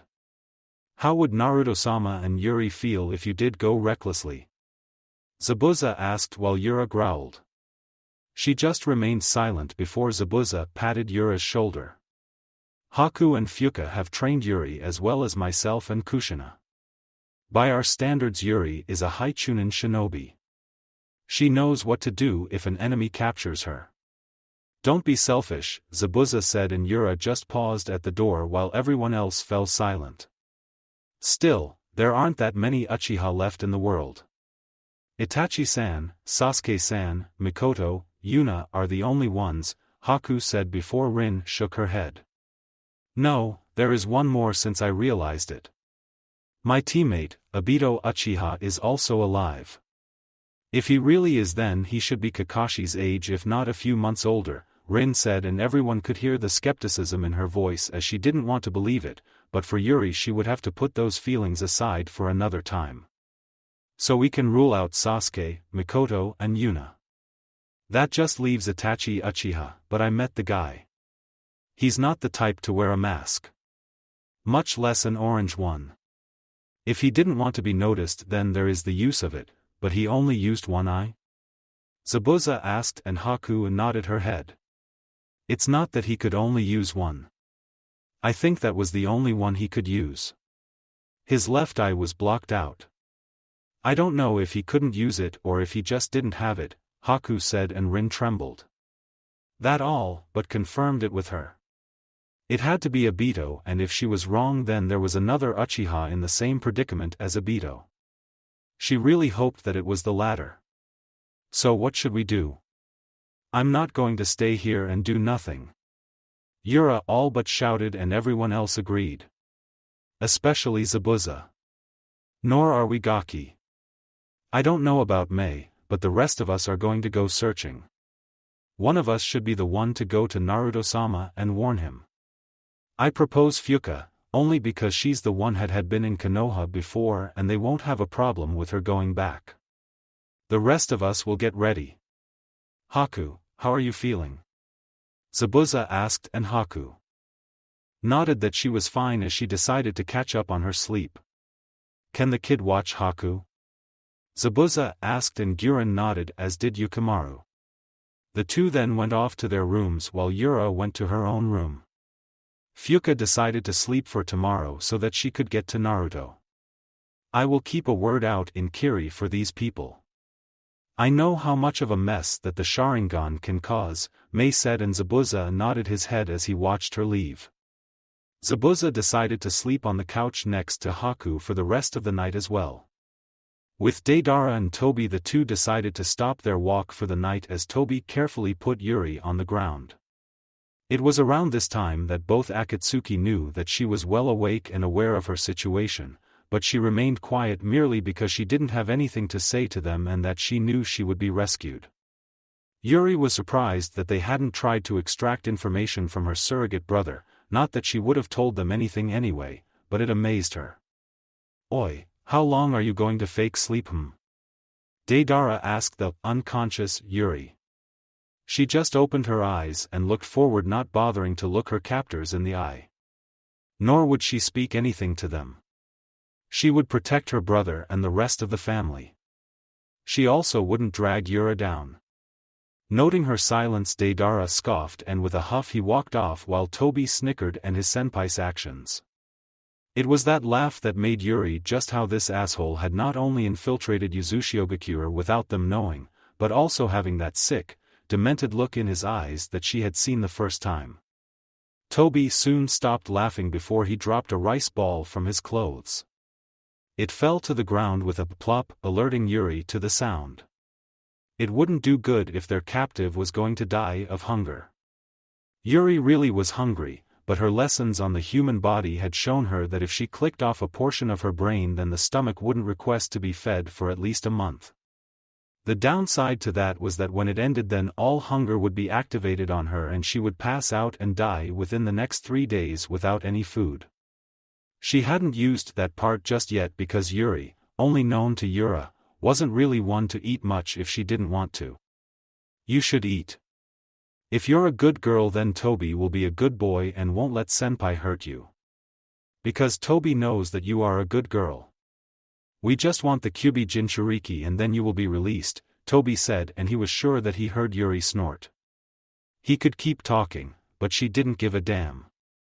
Yuri, under training, had grown out of her childish ways and really came into her own. Granted, she still read, much to Yura's chagrin, those yaoi books that would come out every now and then, but not as much. Yuri heard the sounds of shuffling feet and she knew that Tobi was leaving her alone. He left behind a tree and vanished.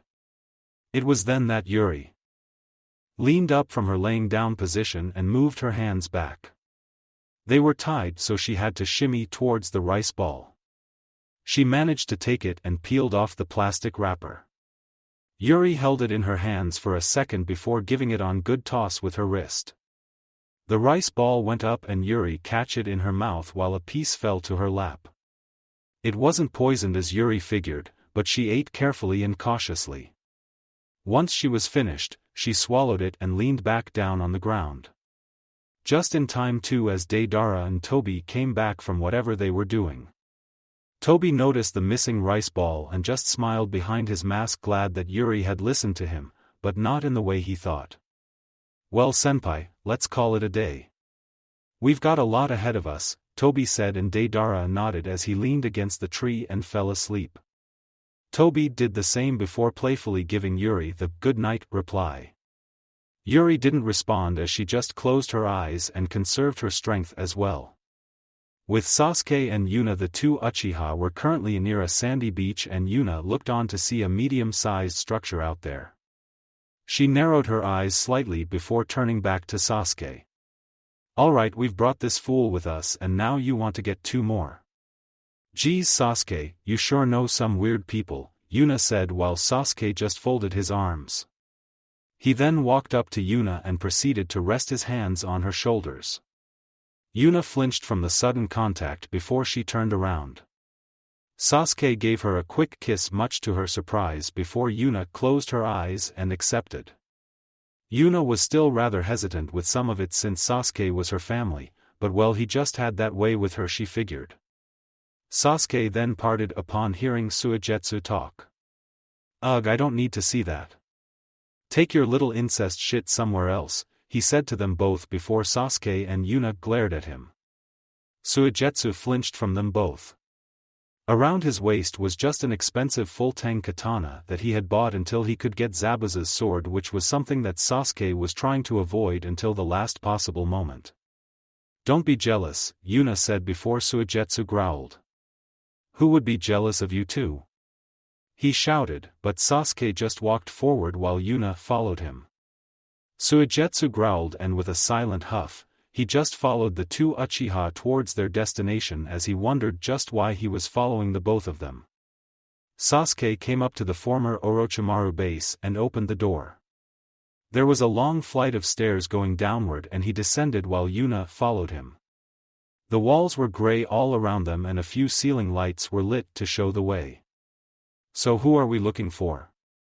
Yuna asked while Suigetsu shivered. "Come on Sasuke.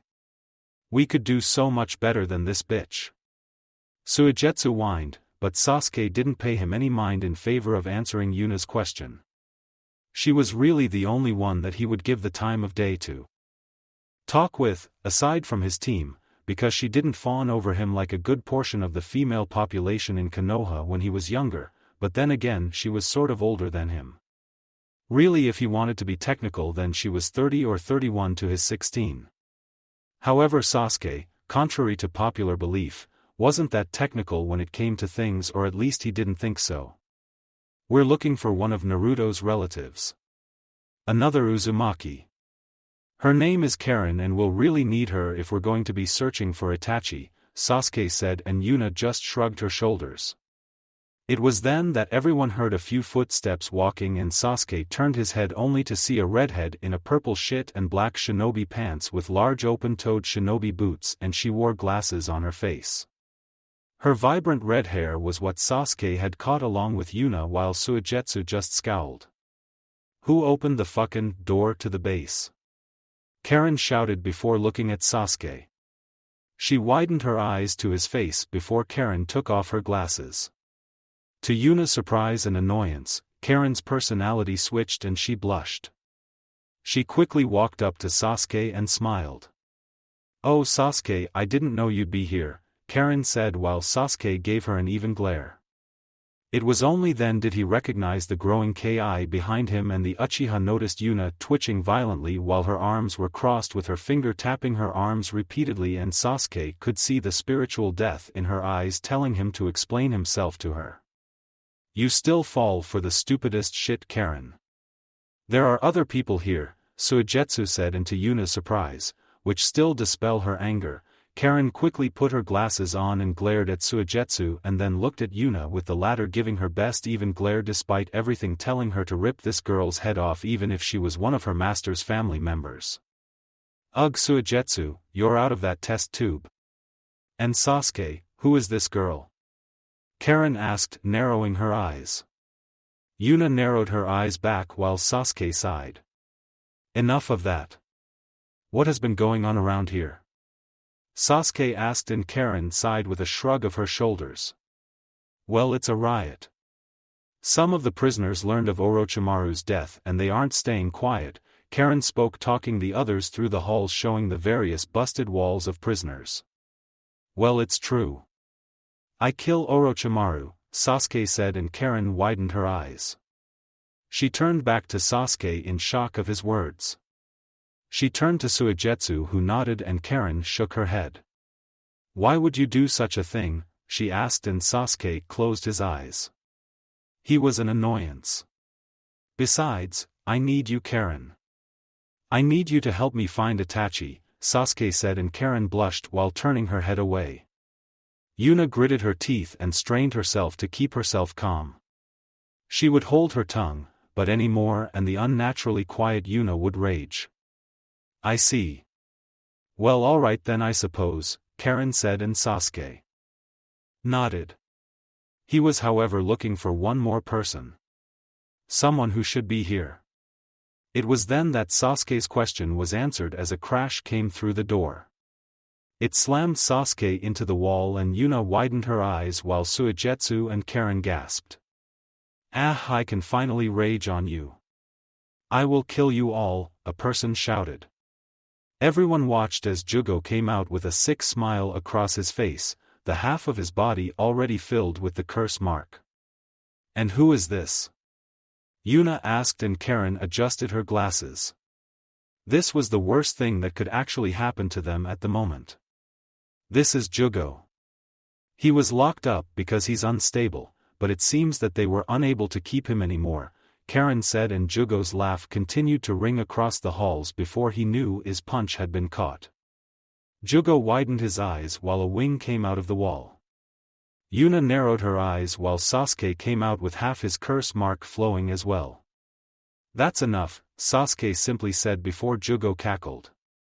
He brought his fist back and was ready to prepare another one. No one can hold me.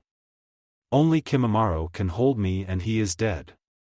With him gone my rampages will continue. Jugo shouted and Sasuke just took the situation calmly. I am in need of your help, Jugo. Kimimaro died because of me. I was the person that was supposed to be delivered to Orochimaru, Sasuke said and Jugo widened his eyes.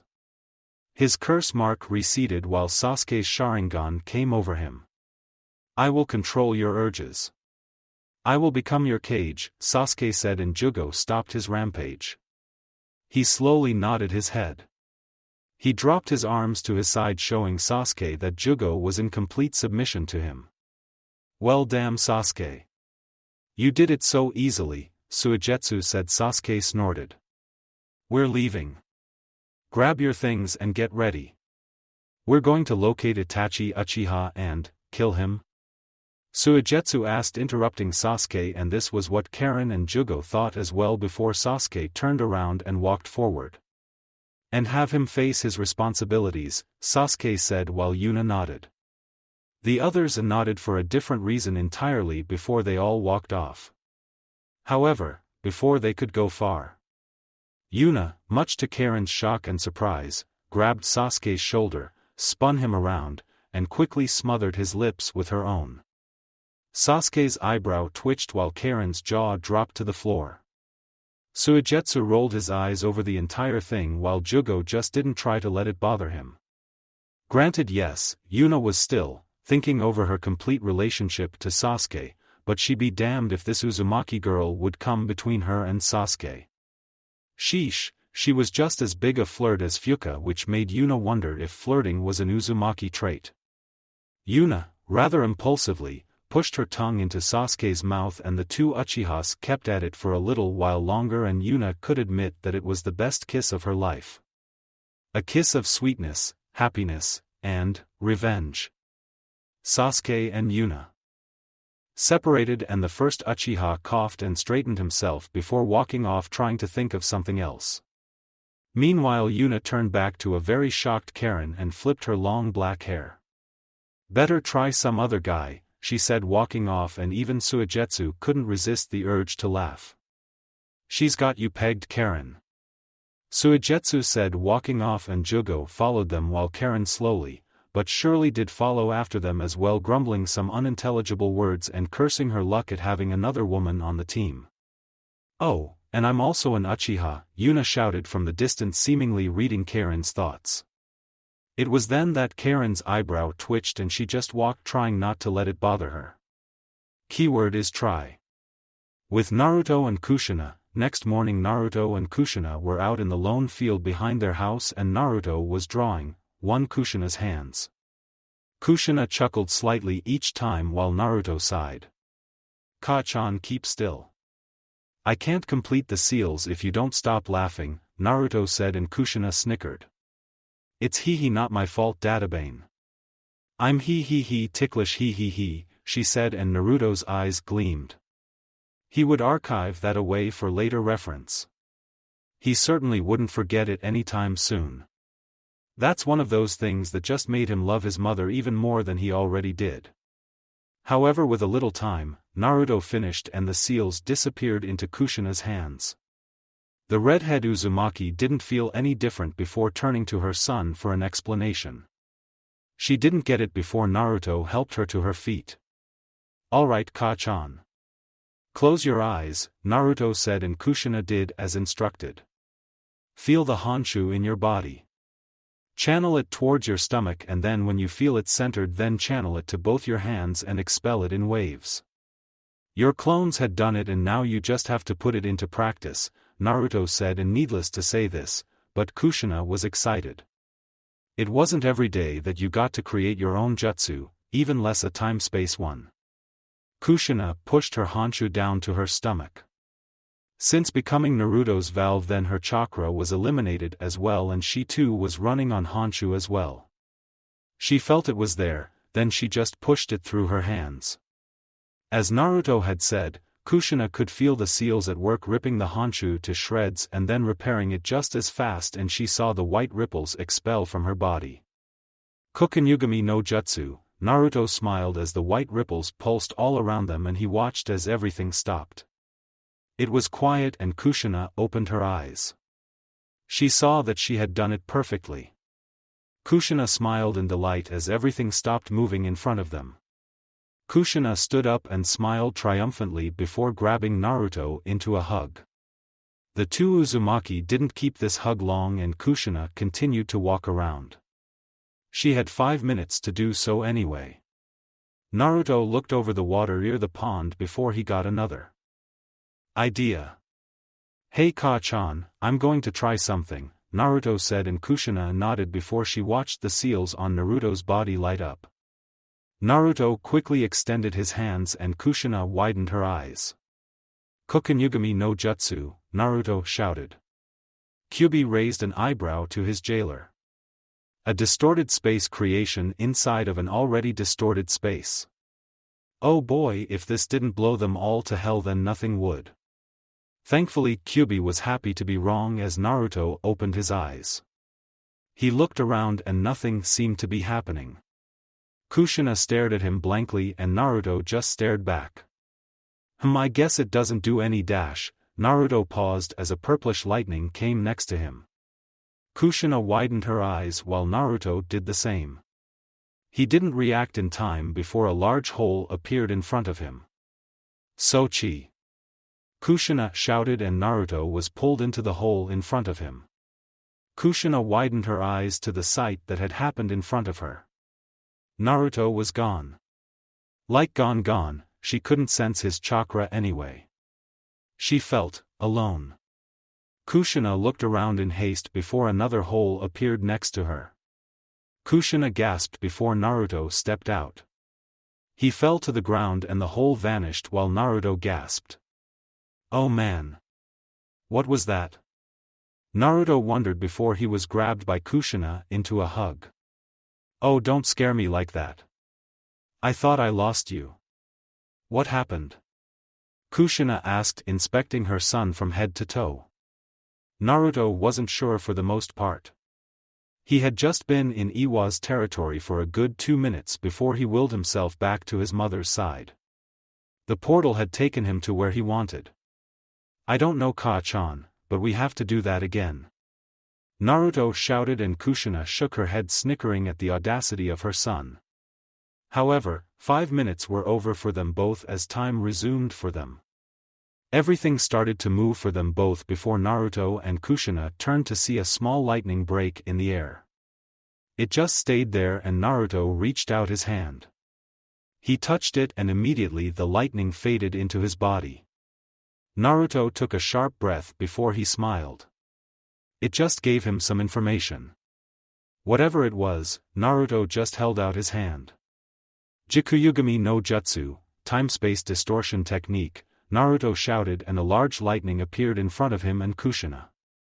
The redhead stepped back unconsciously, and the lightning grew harder and louder before a hole appeared in front of Naruto. The blonde grinned like mad. Ka-chan, this is the true form of the Kokonyugami. I just found it. The Jikuyugami no Jutsu. This is the completed form to the time-space jutsu, Naruto said, and he walked through it. He had imagined himself going to. Kushina watched as Naruto walked through and the hole disappeared. It left her in the field for about 3 minutes before it came back, and Naruto walked out as he dusted himself off from sand that had gotten on his hair. Naruto grinned and gave his mother a thumbs up. I went all the way to Sunagakure Ka-chan, Naruto said, and Kushina just fell to the ground. She really did have troublesome son, but betraying her thoughts was her curiosity. It reminded her of the time of distorted space that could only come from something like Minato's Hiration. Still, that's way too slow to make. I have to increase the time to do it, Naruto said, walking back to the house. Kushina walked after him. They were going to be busy for a few days. Konoha. 3 days later, Shikamaru, Ino and Chuji were gathered around in front of the gates of Konoha. The Ino Shikacho trio had their bags right on their backs. Are you guys ready? Shikamaru asked, and the 2 other teammates nodded their heads. They couldn't rest well with it. They had to allow Asuma to rest in peace. They had to find those guys and end their lives, even if it meant that they wouldn't be coming back themselves. Yeah, we're ready, Ino said, and Shikamaru nodded his head. They all quickly walked up to the gates before they heard a voice. And where do you think you're going? Ino, Shikamaru and Chuji did a sharp turn left and right before looking up to see Kakashi and Mikoto looking at them both. Shikamaru cursed underneath his breath before Kakashi and Mikoto jumped down. Do you know the consequences of leaving the village? Mikoto asked, and everyone flinched from her tone, but they nonetheless nodded, and Kakashi sighed. Grudges aren't suitable for shinobi. You're being children, he told them while Ino and Chuji held their heads down. Shikamaru sighed and dropped his bag before Kakashi and Mikoto glanced to each other and nodded. They both smiled and turned around. It's all right. We knew you'd do something like this. So we put in a request for the mission to Tsunade. We're to locate those 2 if they're still in Hai no Kuni. You will be coming with us, Kakashi said, and the others widened their eyes while Mikoto nodded. They nodded hesitantly, and the 2 Heineken members quickly rushed off in the dawn of morning while Team 10 quickly followed them out. Morning. Haiden and Kakuzu were walking through a ruined piece of land after dealing with Asuma Sarutobi. It had been a good day for Haiden, and nothing could get him down. Not even Kakuzu and the clattering sounds of money in his pouches. It did piss Haiden off, but not enough to keep the stupid smile from coming to his face. And what's got you in such a good mood? Kakuzu asked, and Haiden just snorted. What's not to be happy about? I got to sacrifice another fool. You got your stupid money for killing him, and we haven't seen hide nor fucking hair of Konoha. I guess that they really are chickens after all, Haiden said while Kakuzu just snorted. He didn't even really care at the moment and the two just continued to walk. Well, I don't think we're chickens. Just had to get ourselves organized. The two turned around fast only to dodge a fireball to their faces.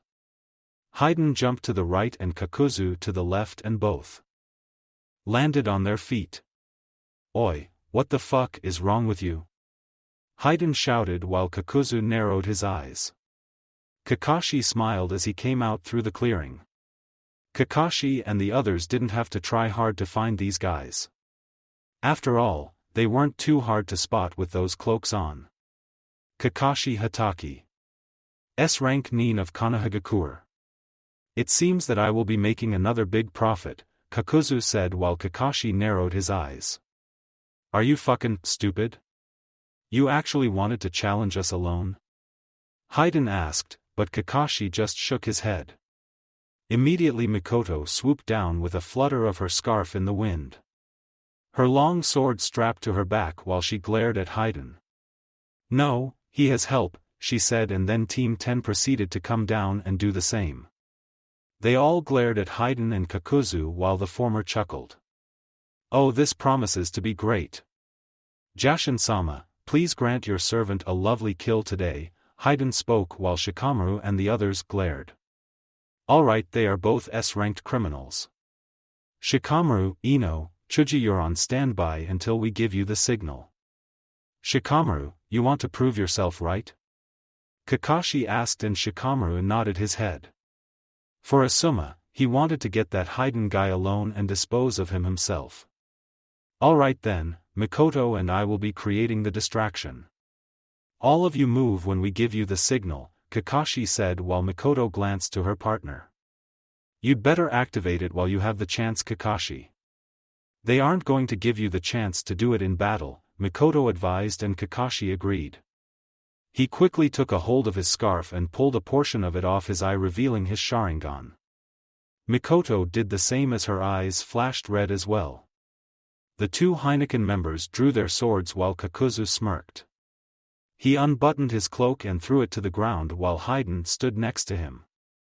4 hearts appeared on Kakuzu's back before they shot out and each mask took the form of a different animal-shaped creature, or so Kakashi and Mikoto tried to identify. Don't let your guard down, Haiden, Kakuzu told him, and Haiden just snickered as he swirled his scythe around his neck. What do those masks do? Kakashi asked, but Mikoto wasn't sure. However, both were about to find out as Haiden charged at Kakashi. His speed was fast to Team 10, but faster than him was Mikoto, who clashed her sword to his scythe. Bitch, don't get in my way! Haiden shouted while the sparks flew from their weapons. Mikoto kicked Haiden back away from her partner while Kakashi passed her and quickly ran towards Kakuzu, trusting that Mikoto would be fine. Coming for me, are you? Very good, Kakuzu said aloud while Kakashi jumped in the air. His blade coursed with Raiton chakra before he slammed it into the ground. Kakuzu backflipped away from the intended strike, but he didn't count on Kakashi's speed as the Heineken member quickly got up in his face. Kakashi let out a kick, but Kakuzu blocked it and sent a punch the Sharingan wielder's way. Kakashi dropped away from it before he noticed the threaded demons around him swirling. Kakashi jumped away from one, but the other slammed him in the chest, knocking him away from Kakuzu. Mikoto saw the action, but she couldn't move to help Kakashi at the moment. She didn't dare try either. Wanna help him, don't you? Haiden asked with a snicker, and while Mikoto didn't show it, that smirk pissed her off. I'll just focus on you, she said, and suddenly her sword quickly blazed in fire over Haiden's scythe before the fire intensified her gaze. Haiden had to cover his eyes, and that was his mistake as Mikoto launched her sword up, which sent Haiden's scythe in the air over his body.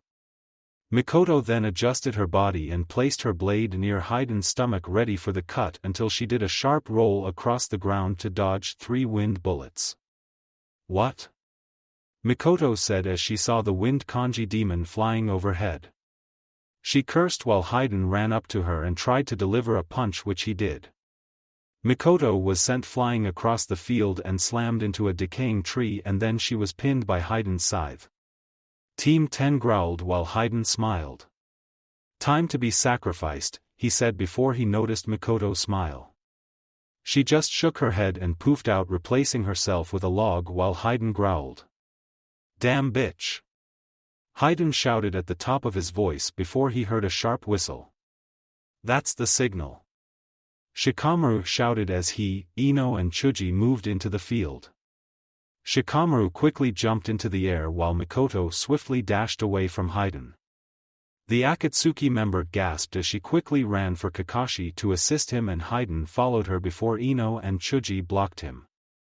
You're caught. Cage main success, Shikamaru said as he let out a punch that Haiden caught easily, but with a kick Shikamaru pulled his hand back and behind him was the two individual shadows that had connected themselves to each other. Shikamaru and Haiden landed at the same time while he gave a thumbs up to Ino and Chuji. Go Shikamaru. We've got things covered here. Just don't die on us. It's not what Asuma-sensei would want, Chuji said, and Shikamaru smirked with a sharp nod of his head. He then quickly ran away into the forest near the clearing with Haiden having no choice but to follow him, and the two quickly disappeared into the shrubbery. Asuma was right behind him and sighed with a shake of his head. This guy is going to get himself killed one of these days for doing this, but that's why I like him, Asuma said with a smile on his face as he floated after Shikamaru. With Tsunade, the Godame Hokage sighed as she tapped her finger impatiently. She couldn't believe that she just sent them after the Akatsuki in the hopes that they would be found. Maybe she just had a soft spot for the brats, but that didn't stop her concern from approaching on her face. Shizune, summon Naruto and Kushina right now. Tsunade ordered, and Shizune, surprised at her master's tone, quickly ran off to go and find Naruto and Kushina. Tsunade's finger intertwined together, and in less than 10 minutes, Naruto and Kushina appeared from the ceiling and into the ground. Tsunade noticed something different about them, Naruto the most. The blonde didn't have his Heineken clothes on, no, he had a white t-shirt and black jeans, but on his hands seemed to be two seals that Tsunade couldn't understand what they meant. Right next around his neck was a necklace right next to the one that she had given him. In contrast to her green one, this one was red with a certain amount of black added to it. She'd have to ask about that later. Next to him was his mother.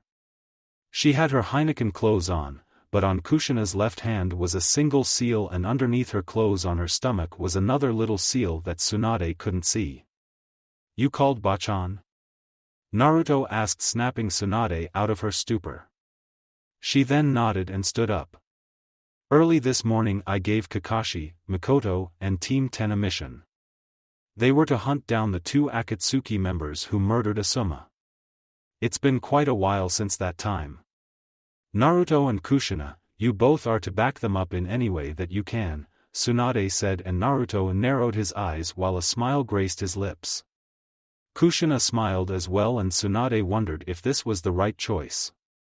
She didn't know why, but she could just see the Shinigami behind the both of them before they saluted her and vanished out of sight to go and get ready.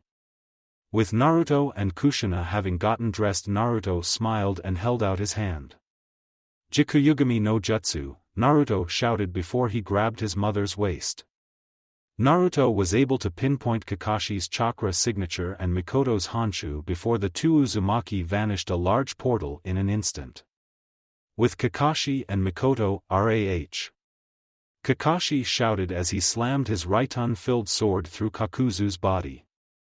He effectively crushed the one with the lightning mask while Kakuzu growled. Kakashi smirked at the accomplishment while Mikoto blocked two of the others. Kakuzu jumped away from Kakashi and took out a kunai while Kakuzu did 3 hand signs. Katan, Zukaku, fire release, intelligent hard work, he shouted, and a small fire came across the ground before it erupted in a firestorm that bursted in a wide area. He has fire too? Kakashi thought to himself before he quickly ducked behind a tree. Mikoto followed him and so did Ino and Chuji. Oh man, this guy is going to be tough, Ino said before the fire settled down. Kakashi huffed and so did Mikoto. The two glanced to each other and nodded before they flew out of their hiding spots and charged at Kakuzu. The Akatsuki treasurer smirked as one of his demons flew in front of Kakashi. The Jonin narrowed his eyes and drew his blade back. Raikiri, Jozen Reiha, lightning edge, splitting lightning blade, Kakashi shouted as a large light appeared from his blade.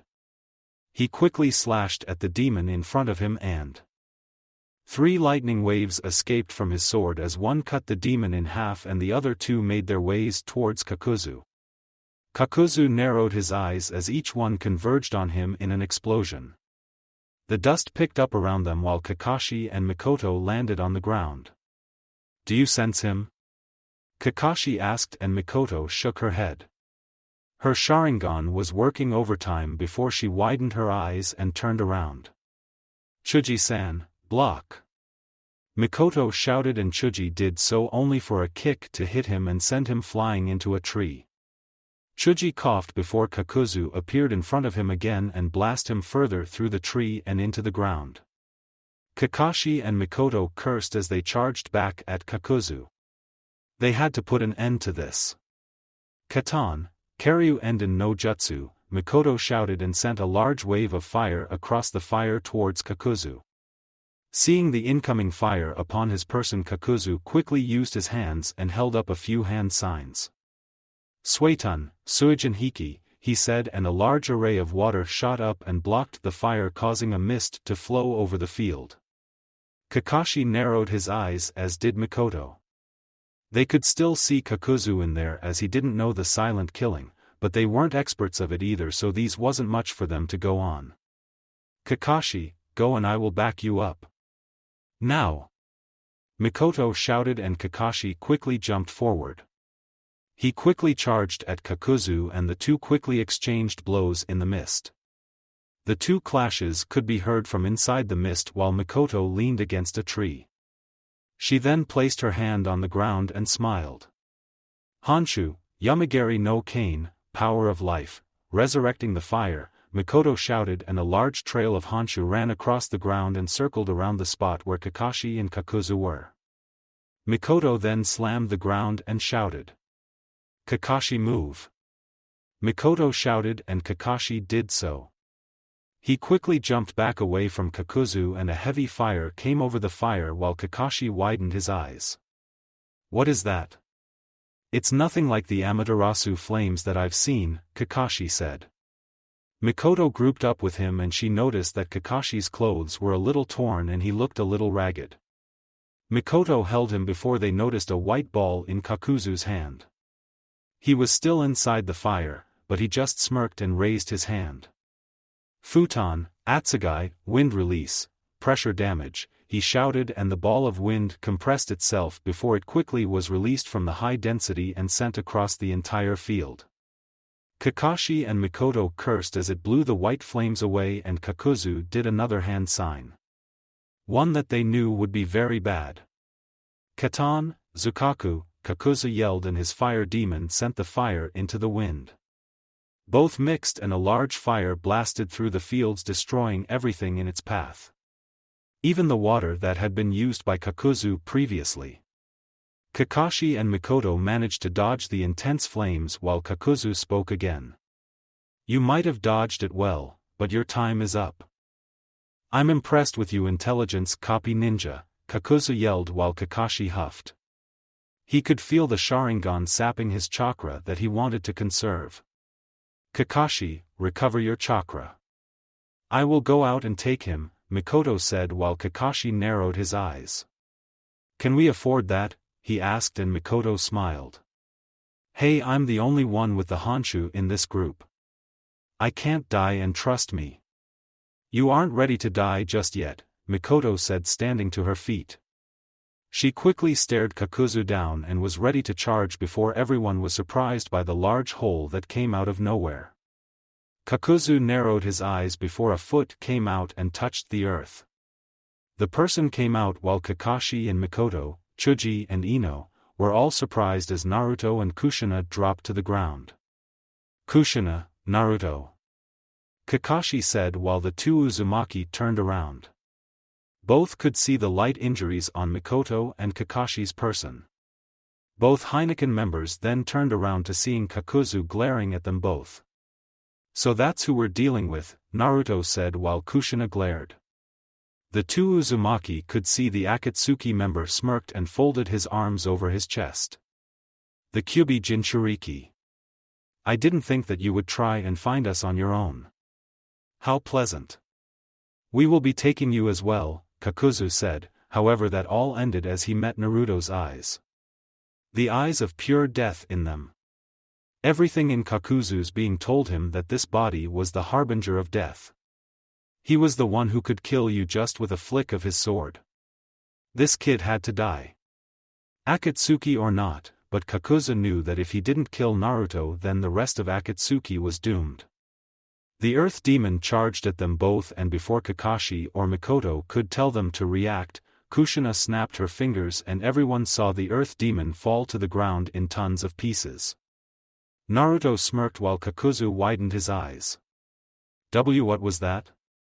How did it fall so easily, he thought while Naruto snickered.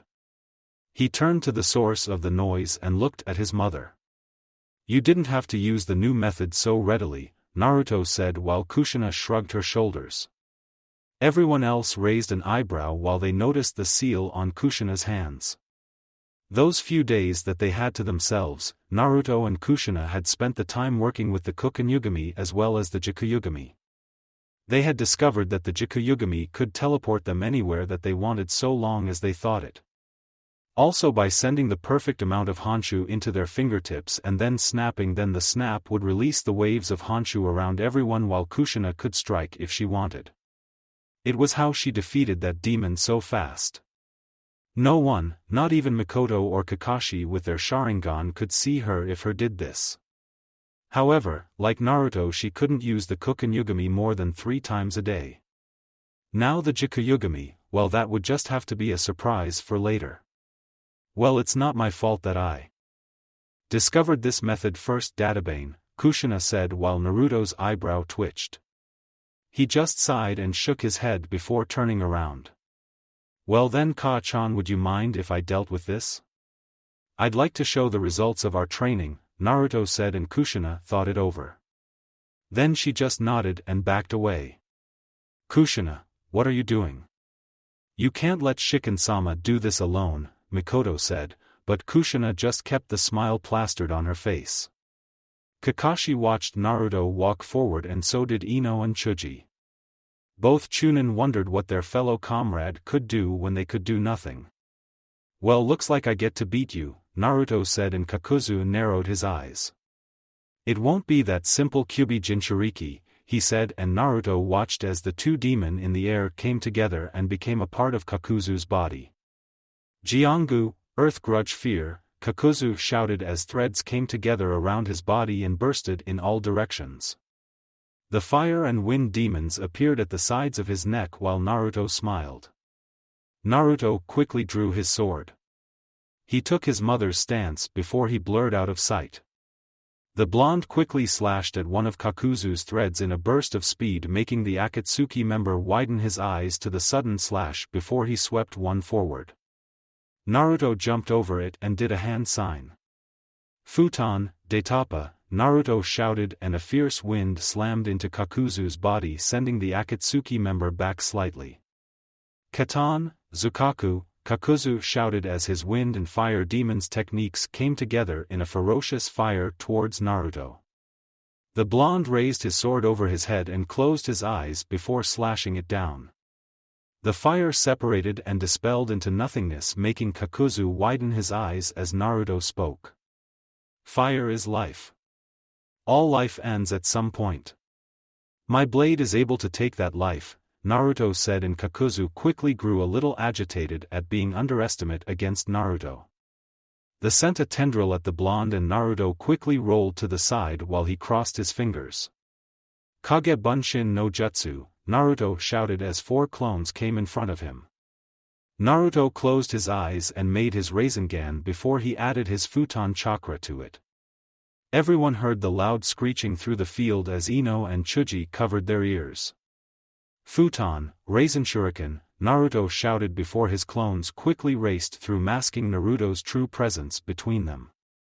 Kakuzu looked at them all, but he lost sight of the real Naruto before 3 clones came at him. Kakuzu outstretched his hands at 2 and a thread tendril slammed into another. Fire and wind dominated the 2 clones to the side as they dispelled. Was that all of them? Kakuzu thought to himself before he still heard the swirling. Naruto quickly moved in close to him and grinned.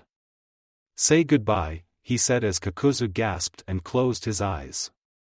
Naruto was mere inches from his face before the blonde cursed before it dissipated. "Damn it, I thought I worked out that problem," Naruto thought to himself before he was slammed by a tendril and sent crashing into the ground. Kushina narrowed her eyes while Naruto landed in front of her. "What happened?" she asked, kneeling down, and Naruto coughed. "I couldn't hold the technique from the repeated uses of the time-space ninjutsu today. It was too unstable, but don't worry Ka-chan, I've got something even more fun to try," Naruto said, and Kushina nodded her head while Naruto got to his feet. "Baka, are you going to let us help you now?" Ino asked while Naruto dusted off his clothes. He glanced back at Ino and the blonde girl could see the coldness in his eyes and flinched before Naruto smiled. "Oh no, there are lots of other ways that I can do this Databeo," Naruto said to her and quickly continued in the fight. With Yugao, the Exumbu captain was currently running through the trees back to Uzushiogakure for some peace and relaxation. She couldn't wait to finally see the others, maybe catch up on some reading and then take another crack at the bingo book. She had taken her share of the money from the Heineken account and would use it to upgrade her sword. That's what she was thinking until a red blur passed her. "Kushina?" Yugao asked in thought before she turned around. She quickly raced through the trees to catch up to the person who had been huffing for a little bit before Yugao grabbed her shoulder. "Fuka-san, what are you doing out here?" Yugao asked, and Fuka slightly panted before brushing some sweat from her face. She grabbed Yugao's shoulders and huffed a little more. "Where is Naruto-kun?" Fuka asked in haste, and Yugao raised an eyebrow. "He's back in the village." "What's the problem?" she asked, and Fuka's face scrunched up into a scowl. "Yuri was captured by Akatsuki. Everyone has decided to go and look for her and they left Uzushiogakure together. I was the one who was sent to tell Naruto-kun and you guys," Fuka said while Yugao widened her eyes. She quickly turned around and ran for Konoha along with Fuka to go and spill the news. With Naruto quickly ran at Kakuzu one more time while the man snickered. "It's no use. Katan, Zukaku," Kakuzu shouted while Naruto quickly opened his hand and held up a hand sign. "Say hello to Uzumaki, Naruto's first time-space ninjutsu move. Jikuyugami no Jutsu, time-space distortion technique," Naruto shouted, and in an instant Kakashi and Mikoto widened their eyes while Kushina smirked. The purplish portal appeared in front of Naruto and the fire quickly raced through that portal and vanished. Kakuzu was now utterly confused to the portal in front of him before it closed as Naruto balled his fist. He then smirked and held up another hand.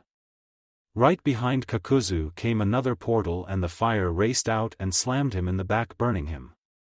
Kakuzu winced from the fire before he saw the ground under him raise up in chains.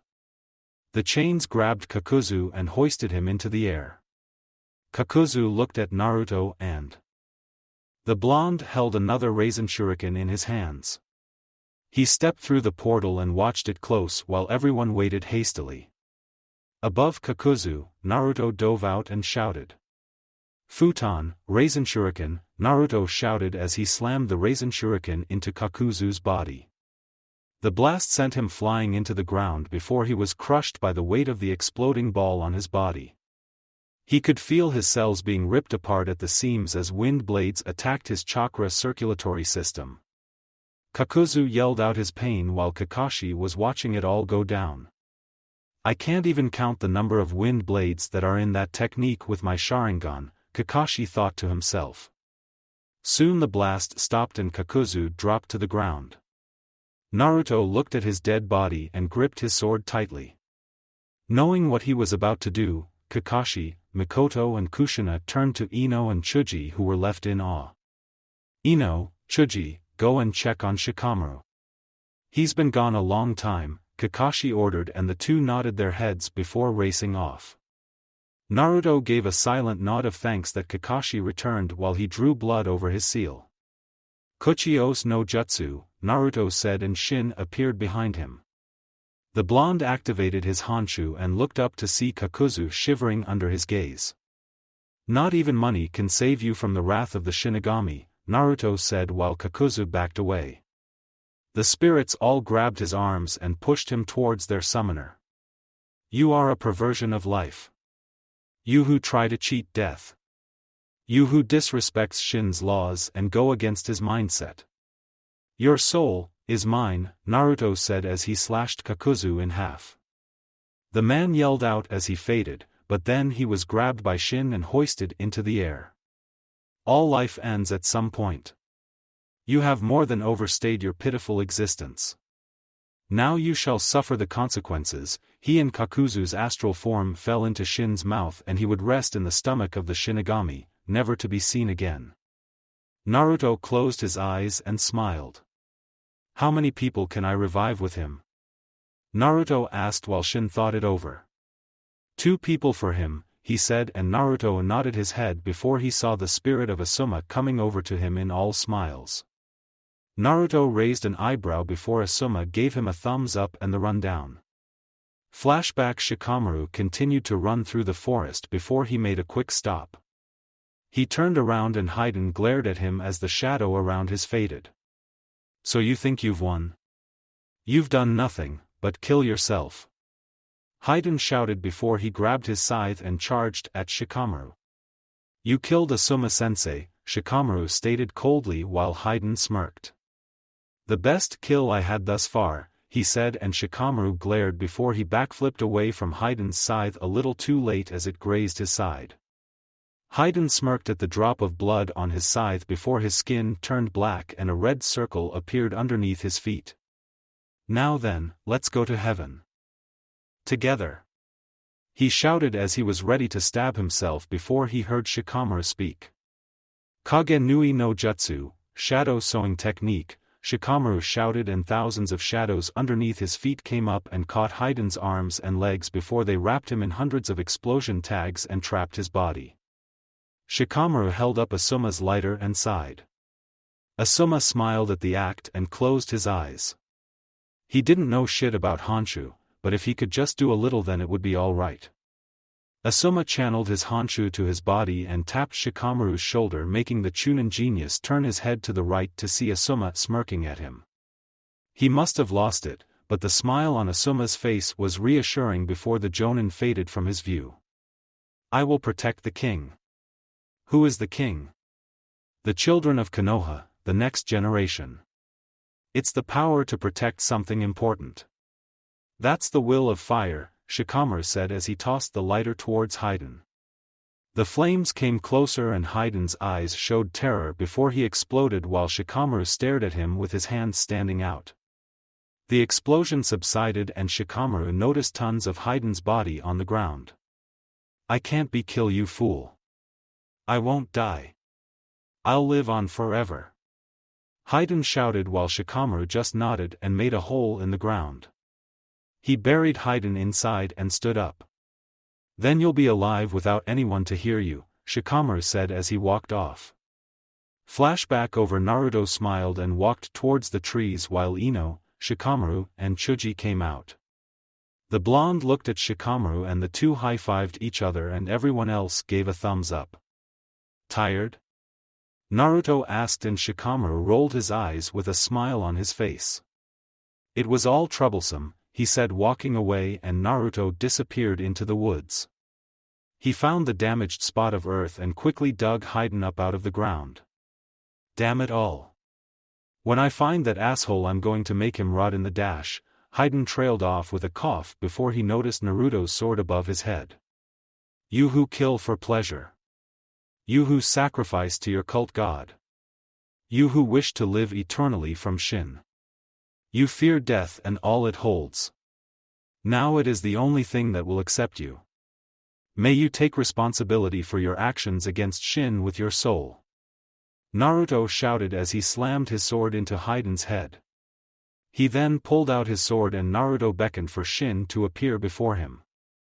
So Jashin, you abandoned another follower allowing me to take him. It's no wonder that you can't hold a summoner. Such a fool, Shin said before he grabbed a screaming Haiden. No, no. Let me go, you sack of shit. Haiden shouted while Shin glared.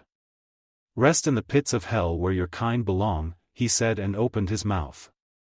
Shin consumed Haiden, who shouted out indecencies before he was gone. Shin closed his mouth and Naruto smiled. How much for that one? The same. It is 2, Shin said and Naruto nodded his head. That was 4 people. That he could bring back if he so wished. Other than Taiyuya, none of his summons desired to be revived. They had enjoyed their lives and didn't want anything more. Now they just wanted to help their new master as well as they could.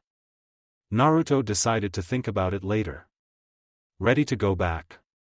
Kushina asked and Naruto sighed with a tired smile. Yep.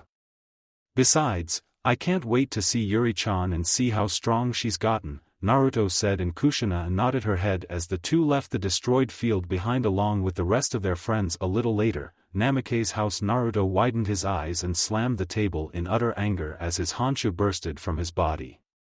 Kushina widened her eyes as her seals lit up dangerously while Yugao and Fuka flinched. Wanna repeat that? Naruto asked, visibly trembling angrily while Fuka sweated from the feeling of death upon her person. Naruto, first we need you to calm down, Yugao said before Naruto glared hard at her. Yugao flinched from the stare while Fuka told him. She had just got to him about in 2 hours after his fight. Naruto was looking forward to relaxing as was Kushina with dinner. Imagine them ready to eat when Yugao and Fuka come through the door. Naruto-kun, Yuri was captured by Akatsuki. They came to Yuzushiogakure and took her from us while we were distracted. We have no idea where she is, Fuka said and Naruto growled as the seals on his body and near his Kyubi seal started to light up. Even Kyubi was forced to recognize this fearsome power. He already held the blonde in high regard for that time-stopping ninjutsu and the Jikuyugami just topped that, but this power just felt so much like death that even Kyubi didn't like it. Naruto growled and balled his fists enough to make them bleed. Whoever took her, I will find them. I will drag their souls to Shin through hell. You don't fucking mess with Naruto Uzumaki's family and get away with it. Don't worry Yuri-chan, I will find you. Namake's house. What? What do you mean I can't go? Naruto asked heatedly while Kushina folded her arms and stared at her son. The blonde was all the more ready to burst out of the door and charge in any given direction if it gave him even the slightest hint to Yuri's whereabouts.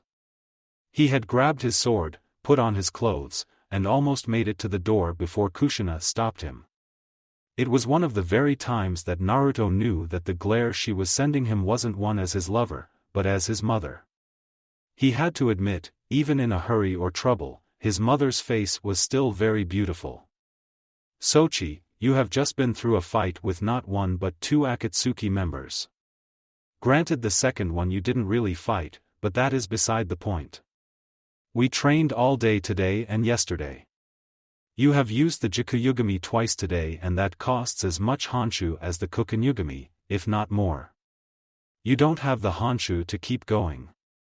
Just because you can't die doesn't mean that you can get your ass handed to you and walk into the opponent's pace. You will stay here for the rest of today and tomorrow. Once that's over then you can follow as fast as you like, but I will be going. Do I make myself clear? Kushina asked and Naruto grumbled. Due to his use of the Kokunyugami and the Jikuyugami techniques he had been depleting his reserves of honshu and making them bigger.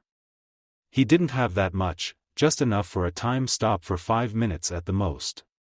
Deep down, he knew his mother was right. Naruto and Kushina stared at each other evenly while Fuka felt that she could just cut the tension with a kunai. Her eyes darted left and right between her family before she noticed Naruto break the stair with his mother, march up the stairs, and slam his door shut, obviously pissed off. Kushina sighed and shook her head before she turned back to Fuka and patted her shoulder. "Mind leading me to the others?" Kushina asked, and Fuka nodded her head. "I'm sure, but what about Naruto? How can you be sure that he won't leave?" Fuka asked, and Kushina shrugged her shoulders. She looked up at the stairs before another sigh escaped her lips. "Because if he truly loves me, then he will listen to my request." Despite making it sound like an order, he and I realized it to be a request. He had accepted, not in the way that I thought, but he did. "Don't worry about him. Now then, take me to them immediately, Databane," Kushina said, and Fuka nodded as the two Uzumaki women opened the door and closed it. Fuka dashed off through the trees, and so did Kushina as they made their way to the others. Thanks to her Heineken license, then Kushina was able to leave Konoha anytime she wanted with anyone, so long as they were informed later. Kushina would file the report later. The two disappeared from view, with only the Namikaze house staying within Kushina's eye vision before she turned her head forward and continued to race off. With Naruto grumbled as he kicked off his shoes, took off his Heineken clothes and placed his sword near his side of the master bed. The blonde then walked into the shower and, instead of hot, let cold water run over his body. His hair fell down as the water dripped, chilling his body in his anger, but not as much as he would have liked. His reserves were large, hell, they were larger than Kakashi's and Tsunade's combined, and that only added to the complexity, and raw power, of the Honshu, but it seemed that his body wasn't able to sustain as much of it as he liked. For Naruto, his Honshu was 30x more powerful than chakra and 10x more powerful than Yuki. He didn't use chakra anymore, or rather he couldn't. He had to stay with this spiritual energy. The energy buildup of too much Honshu was like Kyuubi's chakra, it would overpower him, and if he didn't keep it in check then it would overrun his soul, and his muscles were sort of fatigued at the moment. If only because he had been sparring with his mother before they had their mission. "Kyuso," Naruto said to himself before he leaned against the wall. He slid down and landed on the floor, just content with letting the water run down his body. "You're acting childish," Kyuubi said, putting its own sense into the situation. Naruto just snorted and rolled his eyes. "Oh, trust me, I know, but I can't fucking help it. I want to save Yuri, but there is nothing I can do. I could send Dan, Pakura, Kimimaro, Fujikaze and Taiyuya, but by the time that they get back then I will be more than ready to search on my own. Seems like a moot point. Besides, because of Shin I have my mother's chakra locked in place. I can just use the Jikuyugami to catch up to her if need be," Naruto responded, and he heard the fox snort inside its cage before Naruto held his head back and chuckled. "You know, lately you've been rather nice. It's never any, human, I will sink my fangs into you, or I will loan you my chakra if you prove your worth. You know, shit like that. Are we best buddies now?" Naruto asked, and Kyuubi rolled its eyes. "Oh, trust me, when I get out of here I will try to bite your head off. It still sickens me, but not as much to an extent. Don't ask me about this shit. We are allies, nothing more than that. Don't get all chummy with me," Kyuubi responded, and Naruto couldn't resist the urge to crack a smile. He knew that Kyuubi saw him as a friend, but would never admit it even if it meant death to him. "Understood. When you do try to escape then I will just use Shin and have you sealed right back in there," Naruto said, and he heard Kyuubi growl before going silent. The blonde snorted before he heard giggling. He raised an eyebrow and allowed his Honshu to activate in his eyes. Naruto looked up and his eyebrow twitched. "You've got to be kidding me," Naruto said to himself as he saw female spirits blushing at his body. They seemed to be whispering to themselves and pointing at him, and before long the blonde rolled his eyes and hopped to his feet. The spirits jumped at the sudden action before Naruto stopped the shower, grabbed a towel, and wrapped it around his waist. "No more eye candy, ladies," Naruto said with a smirk before he leaned against the bed and pulled out a Fuinjutsu scroll. He read along its lines for a little while before he pulled his pants close to him and reached inside one of their pockets. He took the jewel which contained the Sanbai's Yang chakra and looked at it. The jewel was already beginning to show signs of cracking. They were small, but they were there. Naruto stared at it for a little while and sighed. I wouldn't recommend it. Having just one of us is enough. Not even you humans can handle two at the same time. You would go insane and your body would be too easy to manipulate. Also, I am not sharing a space with that damn turtle. Kyuubi shouted and Naruto just chuckled and shook his head as he stood to his feet. He placed the jewel on the counter and walked off into the middle of the fields outside. No, he wasn't going to run off. He had other training that had to be done anyway.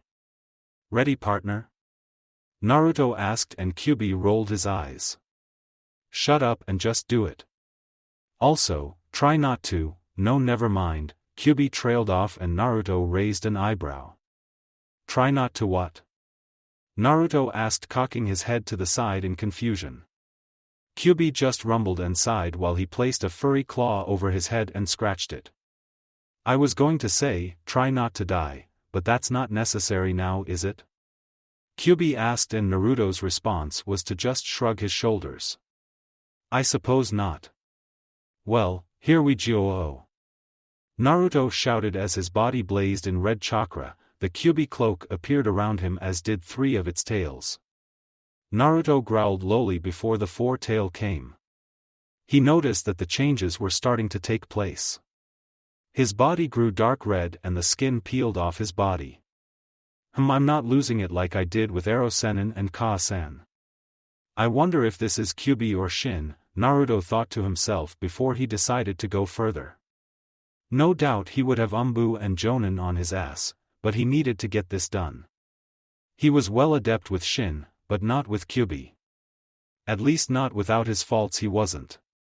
Naruto had decided to try and go further than 3 tails and see if he could set the goal for at least 5 or 6. 7 through 9 were a little much to go by. Ruruaer.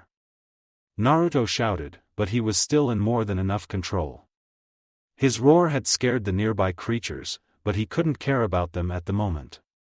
His claws just scratched the ground and another tail appeared. Kyuubi, this feels good. Better than good. Oh, I've got to use this more often. Now I see why you wanted me to use this chakra so badly, Naruto said mentally and Kyuubi just snorted. Yeah, whatever you say, brat. Just watch the... Naruto raised his clawed hand into the air and with a roar brought it down, causing a large explosion across the forest. It rumbled through the trees, blowing them away while Naruto cackled. Power. Ugh, he never listens to me. Wait, this is news to me. Why? Kyuubi thought to itself before shrugging and falling asleep. The blonde would know it soon enough. With Sasuke, half a day later, Sasuke opened his eyes to the sun and turned his head. He could see that Yuna was gone from her side of the tent that they had been sleeping in. Karen had slept alone in her own tent while Suigetsu slept with Jugo. Sasuke wanted them all well rested, but he knew that he could divert Suigetsu's attention from Zabuza's sword forever. One way or the other he would have to get Suigetsu to fight Zabuza or something like that. Great, where did she run off to? Sasuke wondered before he got up and exited the tent. He placed on his clothes and strapped his sword to his waist. Since he was Team Hibi's leader, then he had to keep his tabs on everyone that was with him, especially Yuna. He wouldn't lose another Uchiha like that ever again. Sasuke jumped up to the trees and he looked left and right. He couldn't feel Yuna's signature and that worried him slightly. The brunette Uchiha raced through the forest of trees for about half an hour before his searching finally decided to bear fruit. He had felt Yuna's signature in a large plain. Sasuke raced off and in no time he found Yuna sitting on a rock out in the open. She was merely looking out at the sky, letting the wind blow her long hair up and down. Sasuke felt content to watch her for a little while as he just stayed in a tree. By this time, Yuna knew that Sasuke was watching her and just gently placed a hand to her hair and smiled. Whether Sasuke was shy or anxious, she wasn't sure. "I didn't mean to wander off. I just thought I'd look around," she said, alerting him, and Sasuke narrowed his eyes before he jumped down, realizing that the gig was up. "For what?" he asked, and Yuna just shrugged her shoulders. She patted the rock next to her, telling Sasuke to give her his company. Sasuke just sat down next to her, and Yuna seemed content as she laid her head on his lap. The two Uchiha stayed like that for a bit before Yuna smiled. "You really have changed. It's been so long. I remember you growing up. I would pop up ever now and then to see you as I float around. You cried in your sleep and I would just stay there all night sleeping next to you. It was the most comforting times of my life," Yuna said, and Sasuke just stayed silent. "I never had a romantic relationship before, but I feel that you are the only one that I will absolutely be close to other than my mother. So for that I say thanks," Sasuke responded, and Yuna raised an eyebrow before snickering. "Not really romantic, but hell, I'll take it over anything else," she said as she leaned up and quickly gave Sasuke a kiss before she jumped to her feet and landed on the ground. "Well then, shall we go back?" she asked, and Sasuke nodded. The two Uchiha continued to walk before Sasuke looked down at the ground. He narrowed his eyes and he saw a shadow over it. Sasuke widened his eyes before he looked up. He only heard a few words before he noticed two white birds aiming for him. "Katsu!" Deidara shouted as the ground next to Sasuke exploded. Yuna widened her eyes and jumped back before she noticed Deidara smirk. Yuna narrowed her eyes dangerously at him while Deidara chuckled. "So ends the Uchiha. I was supposed to kill Orochimaru and he did it. Now where is your precious Sharingan?" Deidara shouted, and he noticed Yuna take out a kunai. "You're going to regret that," she said, and Deidara chuckled even more. He snapped his fingers and Tobi appeared out of the blue. Yuna could only widen her eyes in anger as to who was with them. Yuri growled as she struggled against Tobi's solid grip before she noticed Yuna staring at the three of them. "Yuna-san!" Yuri shouted, and Yuna growled.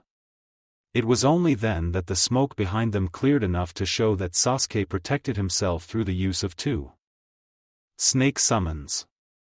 The Uchiha's Sharingan flared violently before he noticed Yuri in Tobi's grip. Sasuke grabbed his sword and blurred in speed. He sped up to Deidara and Tobi. "Whoa, he's really fast," Deidara thought to himself, and Sasuke quickly withdrew his sword and aimed for Tobi's face.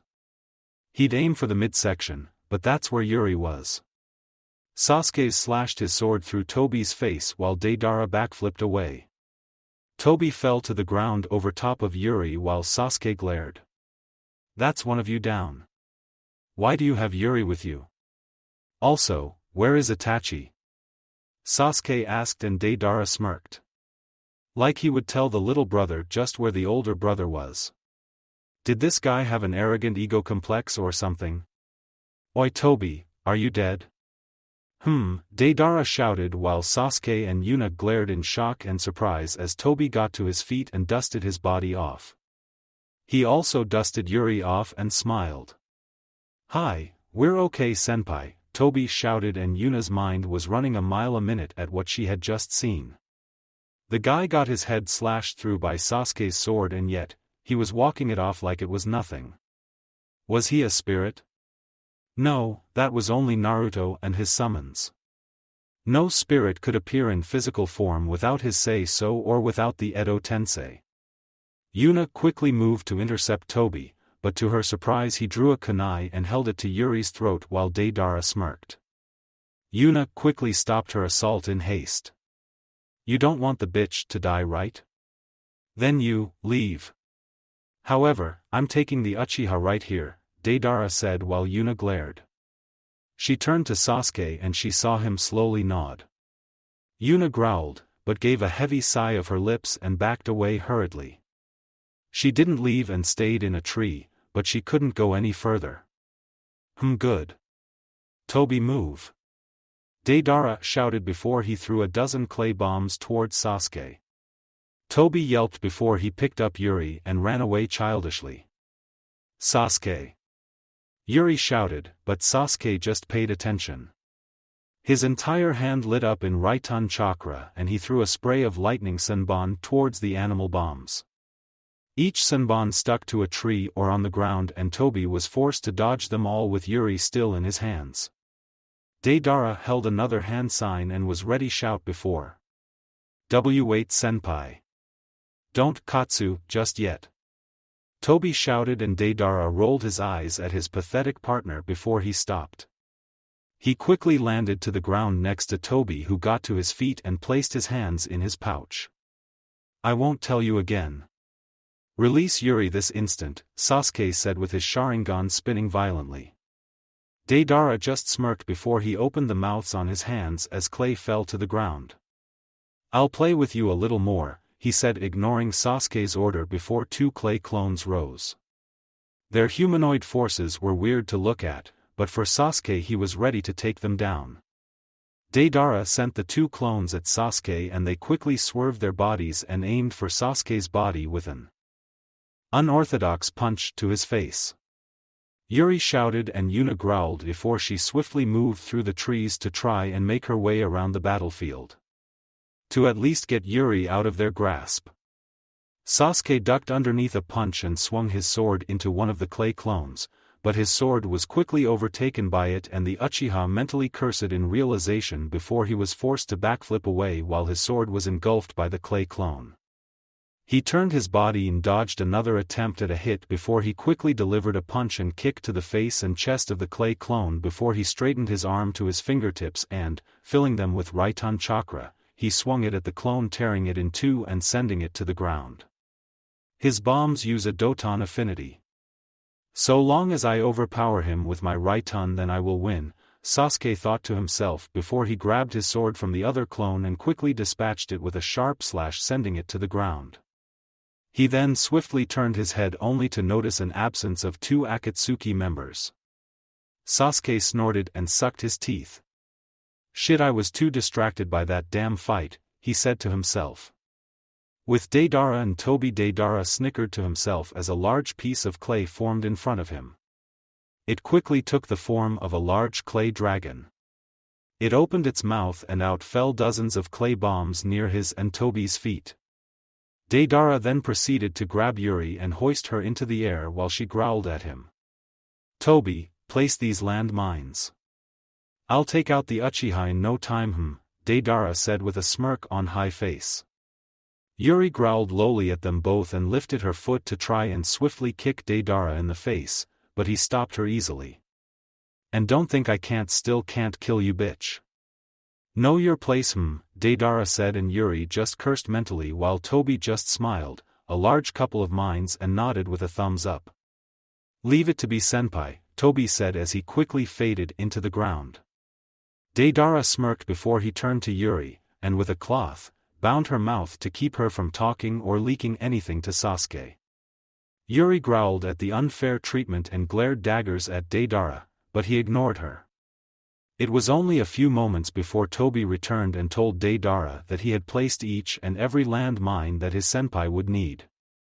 Deidara chuckled and Toby took the bound Yuri again and hoisted her over his shoulder. Be careful, senpai, Toby said, and Deidara merely nodded his head and jumped on top of the clay dragon before it flapped its wings and flew off through the air. Toby watched Deidara fly off before he jumped through the trees to watch the fight go on. With Sasuke heard the rush of wind upon his person before he looked up and narrowed his eyes as he saw a large clay dragon with Deidara on top. The dragon opened its mouth while Deidara chuckled. Try and dodge this, Deidara shouted as out of the dragon's mouth a smaller dragon bursted out and flew towards Sasuke. The Uchiha glared before he jumped out of its way, but to his surprise the dragon followed him and neared his retreating body. Katsu! Deidara shouted as the small dragon exploded. Yuna widened her eyes as the smoke covered the area. She was concerned for Sasuke's safety while Deidara grinned. However, that grin faded as Sasuke jumped away from the dragon just in time. It's different than the last one. A guided missile? Sasuke thought to himself. He looked up to see the dragon flying overhead and he noticed that its tail was a lot shorter than the last time, or maybe that was his imagination. Deidara cursed and sent another clay dragon at Sasuke. The male Uchiha snorted and jumped away again from the smoke, causing Deidara to grow more frustrated. He really is fast, Deidara thought to himself, and Sasuke continued to run along before his foot was sucked into the ground. Sasuke widened his eyes at the realization that landmines were planted on the ground, and this shock wasn't missed by Deidara at all. I've got him now. Katsu! Deidara shouted, and the explosion covered Sasuke's body. Yuri widened her eyes to what she had just seen while Yuna stopped to an immediate halt. Sasuke! Yuna shouted while Deidara's dragon flew overhead. It was only until the smoke cleared did everyone see Sasuke's curse mark in the second stage. His wings had sprouted to protect him from a majority of the damage, but Deidara wasn't done. Nope, not at all. So that's Orochimaru's curse mark. Well, it won't matter soon, this next one is going to be huge. Deidara thought before he channeled his chakra through the dragon. Its mouth opened up again and showed a big clay bomb than the last one, and it was this time that Sasuke's wings twitched, ready to take flight. Unfortunately, Deidara had noticed the action as well. I'm not gonna let you fly away. He shouted as a fatter clay dragon charged towards Sasuke. Yuna and Yuri widened their eyes with worry while Tobi tried to remain impassive. Sasuke stood to his feet, but couldn't react in time, so he only blocked with one of his wings while the dragon unleashed a massive explosion upon his person. The explosion covered the field and Yuri felt the tears roll down her face while Yuna flashed her Sharingan in anger. Everyone watched as Sasuke's sword flipped out of the smoke and landed in the ground, a small lightning current ran through it.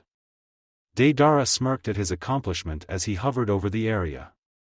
He wanted to see Sasuke's dead body at his feet.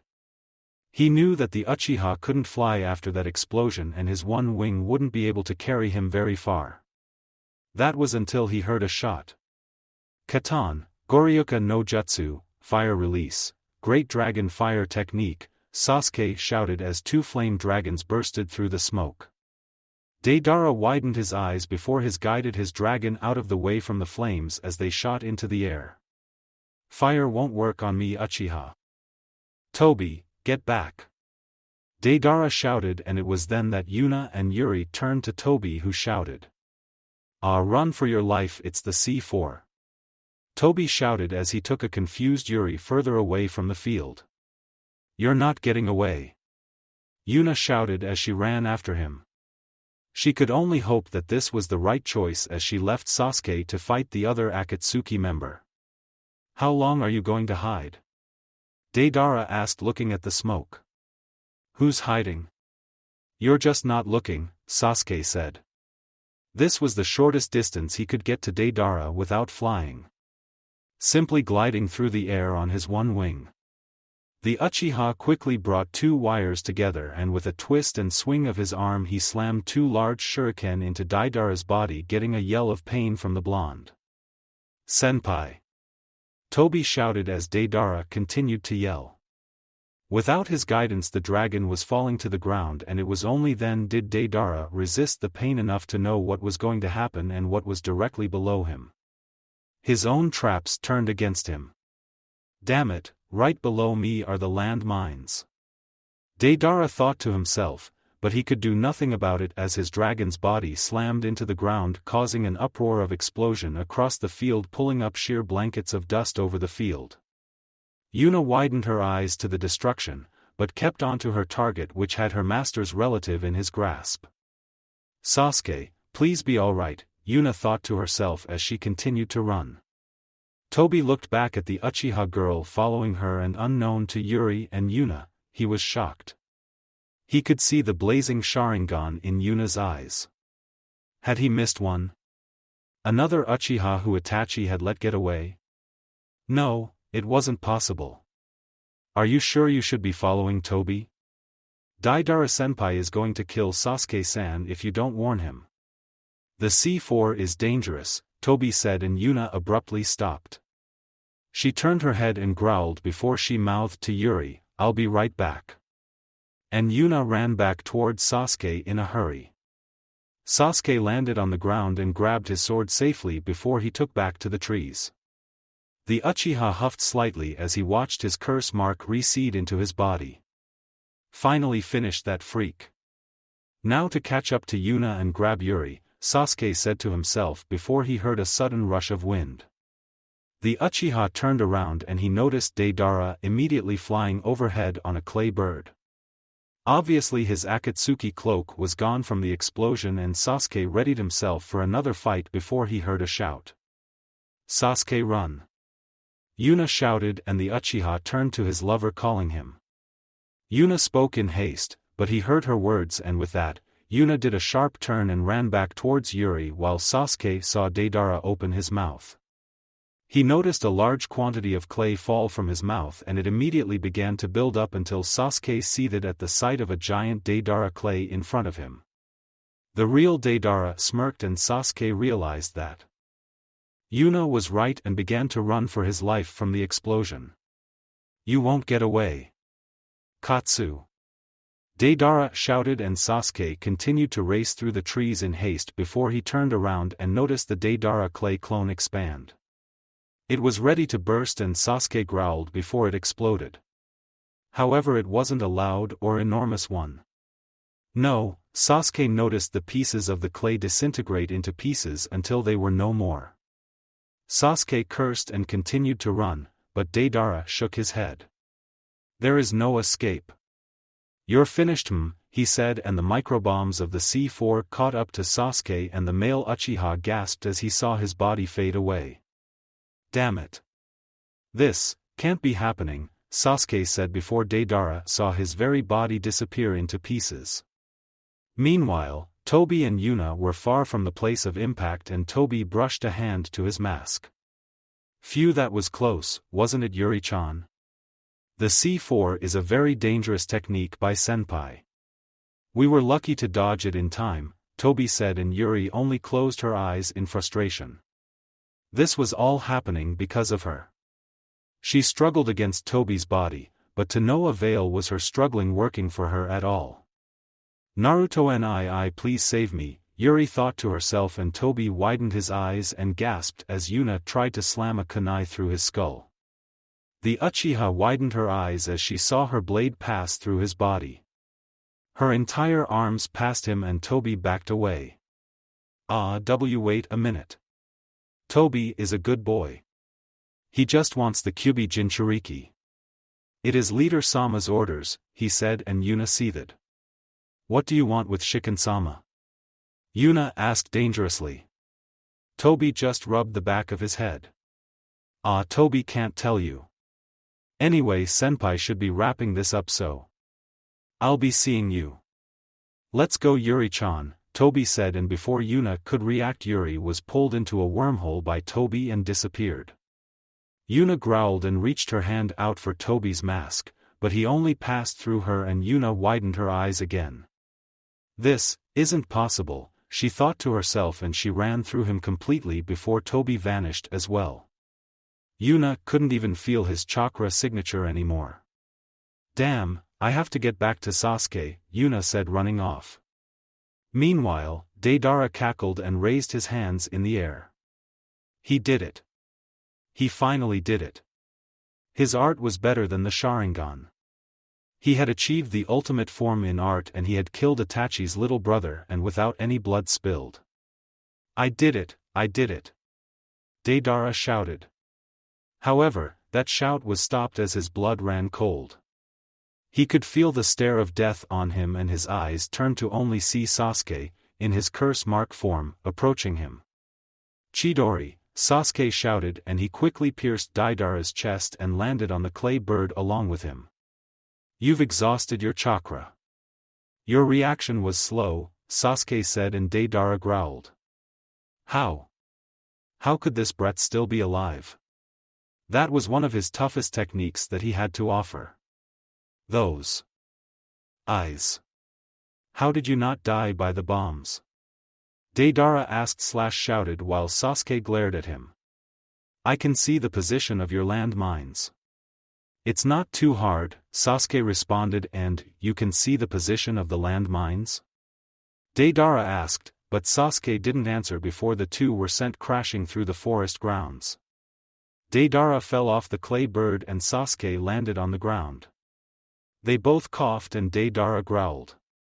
Now release Yuri Uzumaki right now and tell me where Itachi is, Sasuke said, and Deidara seethed a little more. Those eyes. They reject my art. What do they hold that I can't obtain? I'll show you. Deidara shouted mentally before he launched his hands forwards, quickly sending two clay snakes towards Sasuke. They wrapped around his legs, but Sasuke just glared at Deidara evenly. He was just a bug waiting to be squashed now. Chidori Nagashi, Sasuke shouted, and a lightning current ran through his body and through the snakes. It ran towards Deidara before the blonde teen widened his eyes and quickly used the mouths on his hands to snap the snakes away, and they fell to the ground simply. I'm tired of this. You are finished. Give up, Sasuke said as he advanced on Deidara. It was only then did his legs buckle and he fell to the ground. He had faced too many of those explosions to stand. Oh boy, what a great time this was. Ha ha ha, I'm finished. I'm not done yet. I will show you my ultimate art. It will become a light in the sky. You will not survive. Deidara shouted and Sasuke glared before he saw Deidara throw the top half of his clothes to the ground. He then held up a handful of clay and fed it to the mouth in his chest. Sasuke glared evenly before he saw Deidara's form disappear. The Akatsuki member smirked as his body began to fade. Now, tremble with fear. Be in awe. Despair. Scream. My art is, Deidara trailed off as all his body converged into the black ball that was at the side of his chest. Sasuke widened his eyes indefinitely to the act of what he was going to do. This guy was insane. He was a suicide bomber.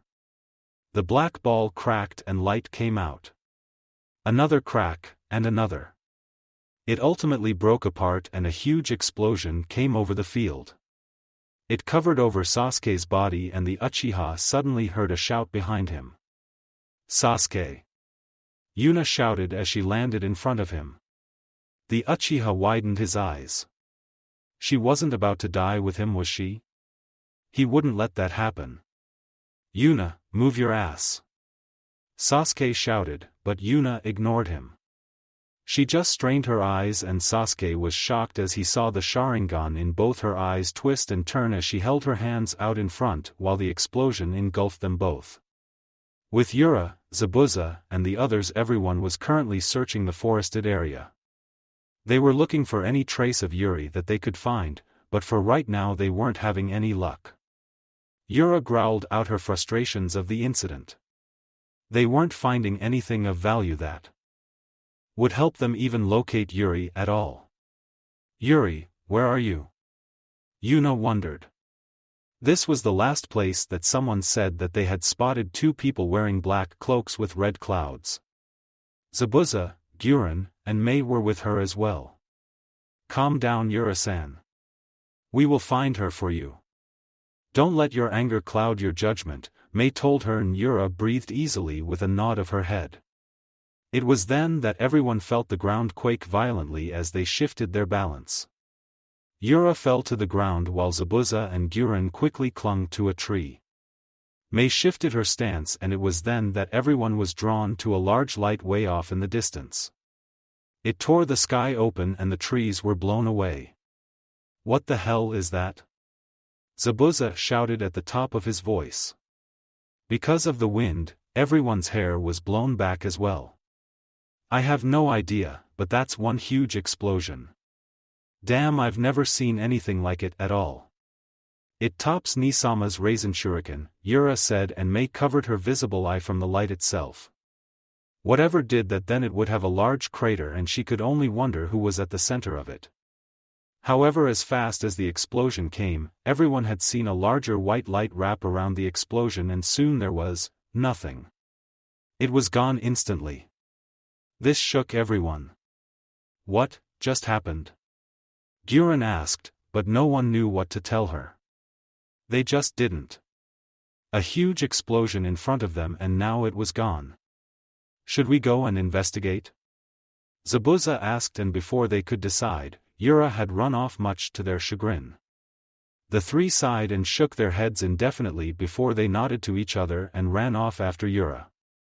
With Sasuke and Yuna, Sasuke just continued to stare at Yuna's back along with the explosion that had just disappeared from their view. He didn't know what to say about what he had just seen. Sasuke was planning to just sacrifice Manda to get away, but this, he just didn't understand. Yuna fell to the ground with a heavy huff. It was this that caused Sasuke to get up and run to her side. He looked over Yuna's body and he noticed the blood slowly seeping from her eyes. "Are you all right?" he asked while her eyes twitched. Yuna just closed them and nodded. When she opened them, Sasuke noticed that her Sharingan was back to normal. Yuna covered her eyes and smiled. "Yeah, I think so," she said, and Sasuke slowly leaned her up and placed her next to a tree. "What was that?" he asked, and Yuna just coughed and kept her eyes closed. She leaned up to try and speak with Sasuke as comfortably as she could, but her body was still. Seeing this, Sasuke moved behind her and just gently laid Yuna to his chest, which made her shudder, but she smiled. "It was my Sharingan, Sasuke. It's my own Manjikyu Sharingan. I activated it just before my death. I had died from the mission to IWA. I told you that, but I obtained it because we had been sold out. We died because they were informed of our arrival. And my best friend, Faye, she sold us out. We were massacred by IWA. However, I had lived.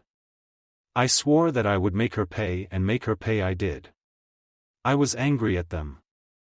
All of them, and I wanted their death. So I recklessly rushed at Faye and stabbed her heart with a kunai. She died in my arms. I would have been happy, but I wasn't. I screamed out my frustrations while the IWA Nin converged on me. I had heard that they wanted to sell my body for the Sharingan and have me breed their children. I didn't want that. I refused it all. I shouted out to anything and they all watched as my Sharingan twisted and turned. I obtained the Manjikyu Sharingan. I didn't even think if I could perform the Amaterasu, Susanoo or Tsukumi like a few in our clan. I just wanted their death. So I used each and every last bit of my chakra into a jutsu that I had only seen one time in my life. A jutsu that was considered a Kekai Genkai, but it could be learned. I used it unconsciously. It turns out, my Manjikyu is able to project Jiten, dust release, by the Sandaime Tsuchikage. Don't ask me how I can, because even I don't know. I just know that I can. However, it's very chakra taxing, Yuna explained, and Sasuke just held her close for a bit. I understand. Where is Yuri? Sasuke asked, and Yuna immediately widened her eyes. That jump was all Sasuke needed to know. That bastard had gotten away with her. Naruto was bound to be pissed off. Come on, we're leaving, Sasuke said as he picked Yuna up bridal style. Yuna nodded and sighed. What about Itachi? Yuna asked as Sasuke raced through the trees. He just kept forward before he glanced towards Yuna. He will have to wait. Yuri comes first, Sasuke replied, and Yuna just nodded her head to his words. The two Uchiha arrived at the campsite to see the flustered Team Hibi. Sasuke, what was that explosion? Also, what happened to the both of you? Suigetsu asked the battered Uchiha. Sasuke just snorted and Karen stepped forward. She unfurled her sleeves of her arms while Sasuke and Yuna bit into her. Her chakra began to heal them both immediately. It was Akatsuki. We took care of it, but we're taking a detour. Prepare to move out. Sasuke ordered, and in less than 10 minutes everyone had packed up and Karen had picked up Tobi's chakra signal. Team Hebe immediately shot off towards him, but they didn't know how far he was. Karen had told them that he was at least 2 days away at this point. He really must have been moving. With Naruto, 2 days later Naruto narrowed his eyes as he strapped his sword to his back. He quickly placed his clothes on with Yugao, Kakashi and Mikoto waiting for him at the door. The blonde glared indefinitely and walked down the stairs. He noticed his teammates waiting for him and smiled. He had been using those 2 days to get a better connection to Kyuubi.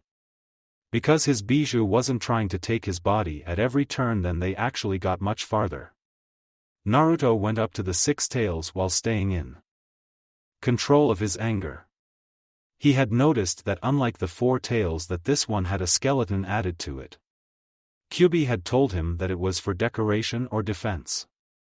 Of course, him using that really got Naruto a lot of attention. Shinobi had wondered if Kyuubi was getting loose, but when they had saw Naruto in control, he had told them that he was taming Kyuubi to work for him. This had worked for him greatly, as he was able to try to use Kyuubi as he wished, but Tsunade had told him that he must always have a shinobi present, which was sort of bullshit, right? He was supposed to be a part of her exclusive Heineken squad. How could she not trust him? Well, when Naruto thought about it, then it made sense. The only one who ever really stayed with him was Yamato, and that was at a safe distance from the Yuki, but Naruto kept saying that he was alright. Yamato had warned him that repeated use of fast regeneration to his body would deplete his life, which made Naruto chuckle, especially when he thought about it. Since using Honshu, Naruto's body was tougher and could withstand Yuki. Since Honshu is 10x more powerful than Yuki, then it had to be controlled more. Yoki was just the lesser version. There was a reason that Honshu was called Power of Life. All in all, it was a good 2 days. But now he could get serious and do what the hell he wanted to those 2 days ago. Find his little sister. Let's get going, he said, and they nodded their heads. Yugao opened the door, but Naruto shook his head, so she closed it. Since they had a few wounds, then Kakashi and Mikoto weren't informed about Yuri's kidnapping until Naruto told them. They had just decided to wait with him, and Yugao did the same. Jikuyugami no Jutsu, Naruto shouted, and the large portal appeared in front of all of them. Naruto had immediately thought of his mother and smiled. I'm still amazed when I see that thing. Is it really safe? Mikoto asked worriedly, and Naruto nodded. He had used it only for a little while, but it was safe, as far as he knew. Kakashi just looked at the portal and sighed. If they archived this jutsu into Konoha's library, then by Kami it would never be used by anyone other than Naruto or Kushina. Yugao seemed rather indifferent. She was surprised at it, but she probably hid it better. Yeah, it's safe. Let's go now, Naruto said, and the 4 stepped through the portal. It had been a frustrating 2 days for Naruto, but he was more than ready to go and find Yuri. He had locked to his mother's signature, and the portal closed as they all passed through it. With Team Hebe, Katon, Hozenka no Jutsu, Sasuke shouted as he sent a spray of fire bullets at Tobi. He was still carrying Yuri, who wasn't gagged anymore. She had seen Sasuke, Yuna, and a few people she didn't know coming for her, which made her all the more happy. Wait a minute. Stop attacking Tobi. Tobi shouted as he ran through the trees. Team Hebe continued to run through the trees after him, and since they had been running for a long time, now that they had caught up, they wouldn't let him get away. Sasuke had a debt to Naruto, and he would fucking pay it. Uchiha Sasuke never lived in someone else's debt. Unless that was Yuna or his mother. Sasuke, why are we trying to get this girl? Karen asked, but Sasuke ignored her question. Karen turned to Jugo and Suigetsu, who shrugged their shoulders. She's important to us.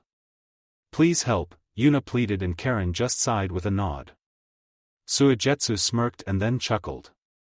He flashed through his hand signs before he responded. Well, we can't have that, I guess. Suetun, Suryuden no Jutsu, Suigetsu shouted, and he sent a water dragon towards Tobi.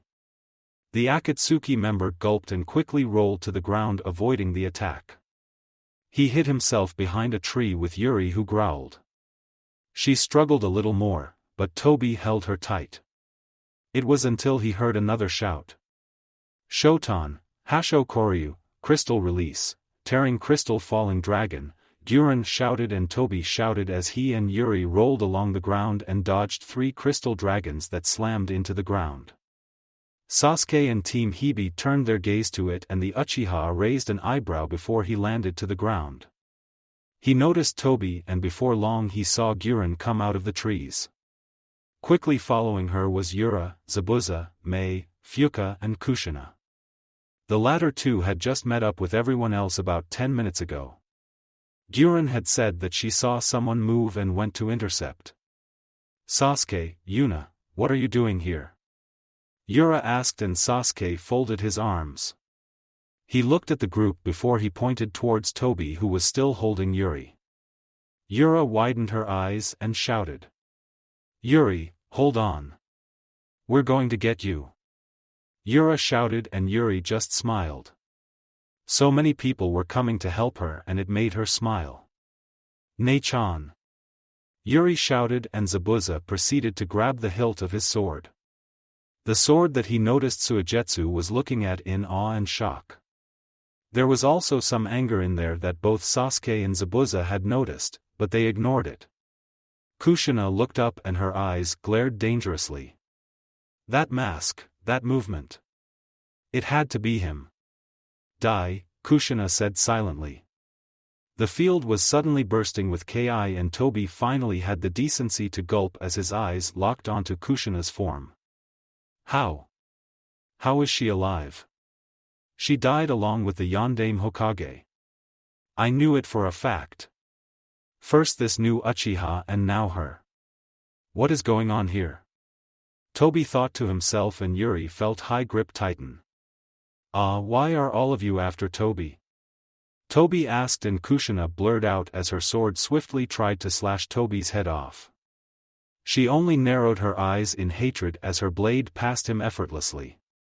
This mask, it was different, but this was him. He was the true reason that Naruto grew up alone. Kushina wouldn't forgive him. Never on her life. W8 lady. Stop attacking me. Tobi is just trying to be a good boy and you are making it hard, Tobi said, but he only saw a woman's righteous rage in his eyes. Kushina growled and backflipped away. Not another one. You aren't taking another one from me. She shouted as she aggressively attacked her past enemy. Back then she was weak from childbirth, but now she could rip him apart and not feel guilty about it. Oi, listen to Tobi. Tobi shouted as he backflipped away and landed on a branch with Yuri. He only got Kushina to stop as he pulled a kunai to Yuri's neck. Kushina did indeed halt, but she was waiting for the slightest slip from him so she could cut him apart. Phew, finally. Oi, just hand over the Kyubi Jinchuriki and Tobi will leave. Why are you all being mean to Tobi? Tobi shouted and everyone growled. They knew this guy was dangerous as he had been avoiding Kushina's strikes. Only complete expert shinobi could do that, especially when she was dead serious. This guy was no joke. No, you're not taking my son again. Kushina gritted her teeth. Tobi sighed and shook his head behind his mask. Tobi doesn't want to be a bad boy and kill Yuri-chan. He likes Yuri-chan, but Tobi likes the Kyubi Jinchuriki much more. Where is he? Tobi asked, and it was only in an instant as Kushina looked overhead. She noticed the familiar purplish portal open up and out popped Kakashi, Yugao, Mikoto, and Naruto, holding a blue sphere. He quickly assessed the situation and shouted. Let Yuri go. Rasengan, Naruto shouted, and Tobi looked overhead and gasped as Naruto slammed the ball into his body. An explosion quickly followed and everyone gasped.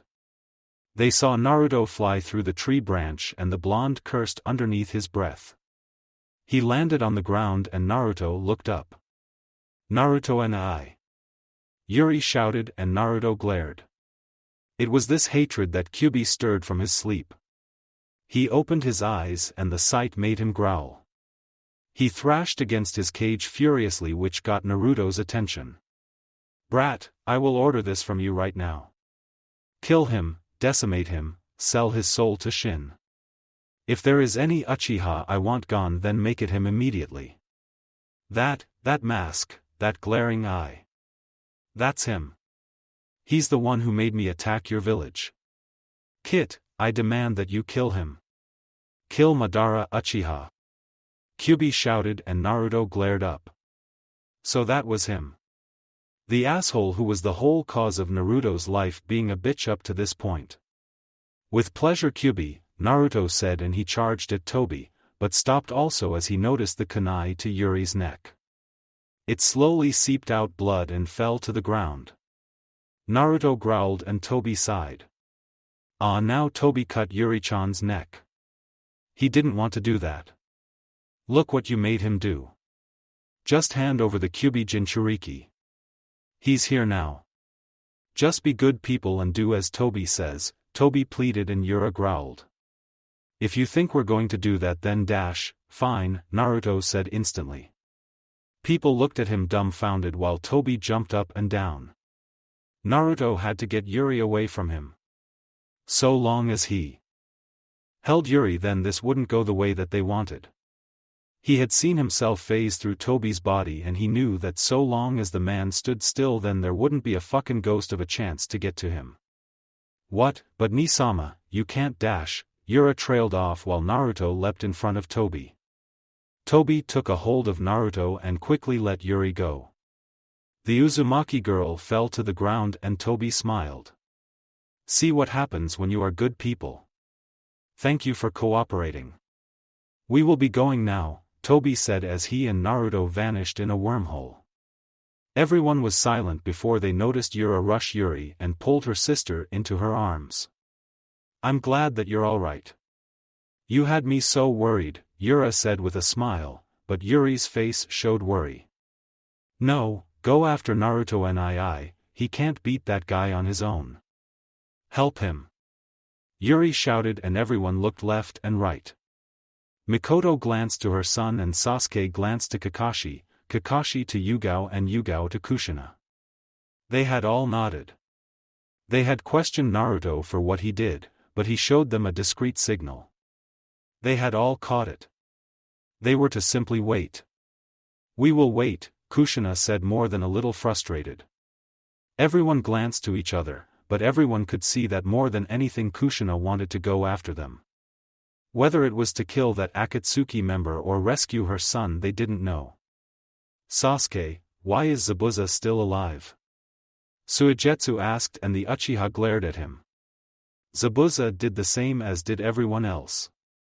They all sweat dropped while Suigetsu rubbed the back of his head. Wait, Uzumaki. There are more? Karen asked and Sasuke just nodded. Hearing her words, Kushina, Yura, Yuri, Fuka and Guren turned to Karen. Guren Uzumaki, Fuka Uzumaki, Yura Uzumaki, Yuri Uzumaki, and lastly Kushina Uzumaki. Apparently so, Mei said and Karen widened her eyes. She turned to Sasuke and the Uchiha nodded his head. Karen just looked on at Fuka who gave a slight wave. Guren did the same while Yura and Yuri just smiled, though it was rather strained.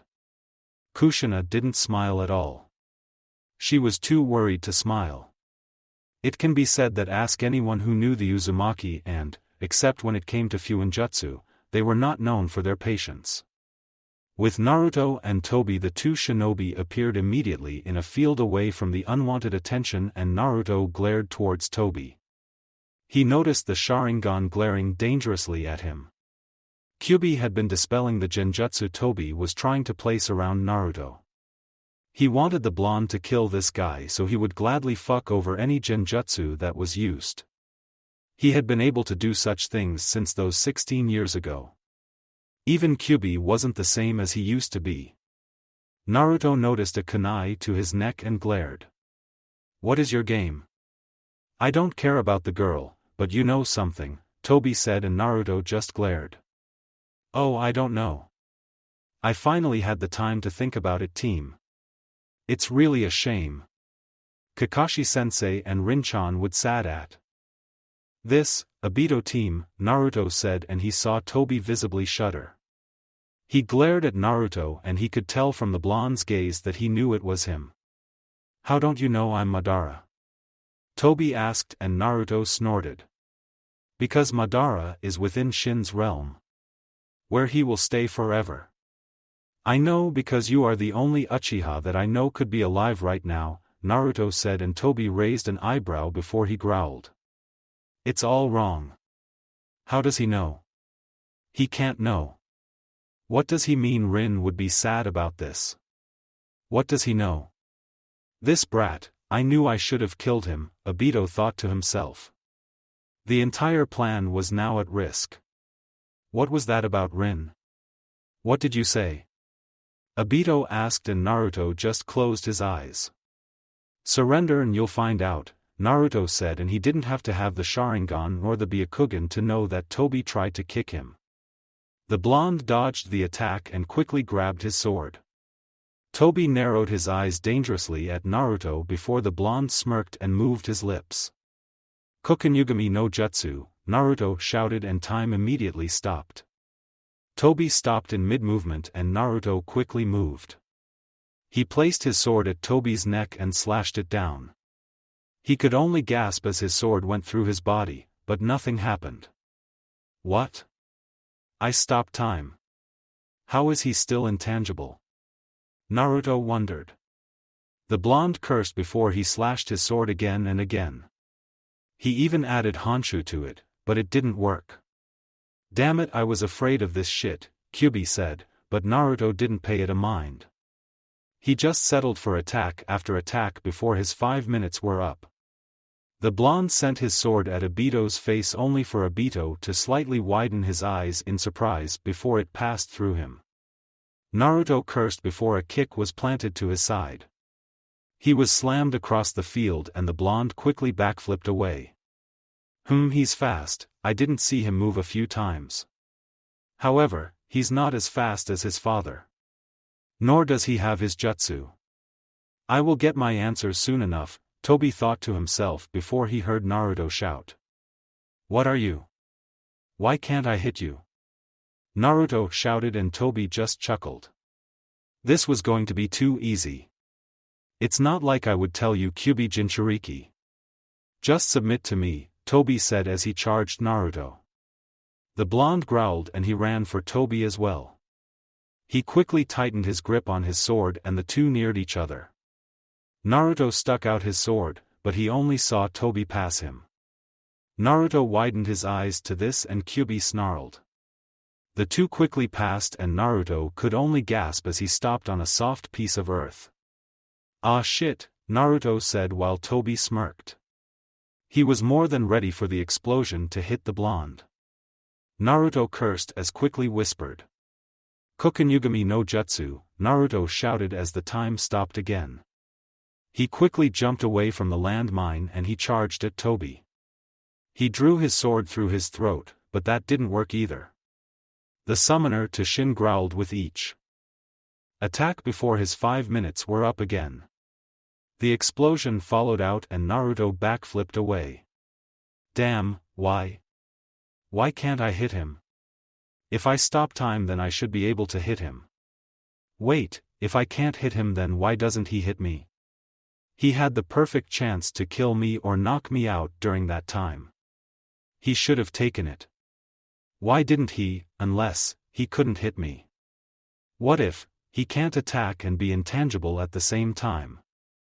If that's the case then," Naruto widened his eyes to a sudden realization. He glared directly at Obito who was across the field from him. "You are nothing like your father. It's quite a shame that you will never be able to beat me," Toby told him and Naruto just shook his head. He had one Hokage left. He had to make it count. Don't count on it, Obito team. I will take you down, but why don't you tell me something? Why did you unleash Kyuubi? Why Konoha? Why are you doing this to them? Naruto asked and Toby just snorted. A little child like you who knows nothing of the world wouldn't understand. The village isn't needed, its fire has dwindled, its people a disgrace and its future a hollow one. I didn't not attack Konoha because I wanted to. It was a necessity. Just as your death is a necessity to true peace. A peace where all are under my rule. That is the only peace that is needed, Toby said and Naruto glared. And I thought Sasuke was a stuck-up asshole, Naruto muttered to himself. He just shook his head and quickly charged at Toby. Seeing the action, Obito humored the blonde in front of him. The two moved closer to each other and Naruto held out his hand. Toby did the same and they both continued on.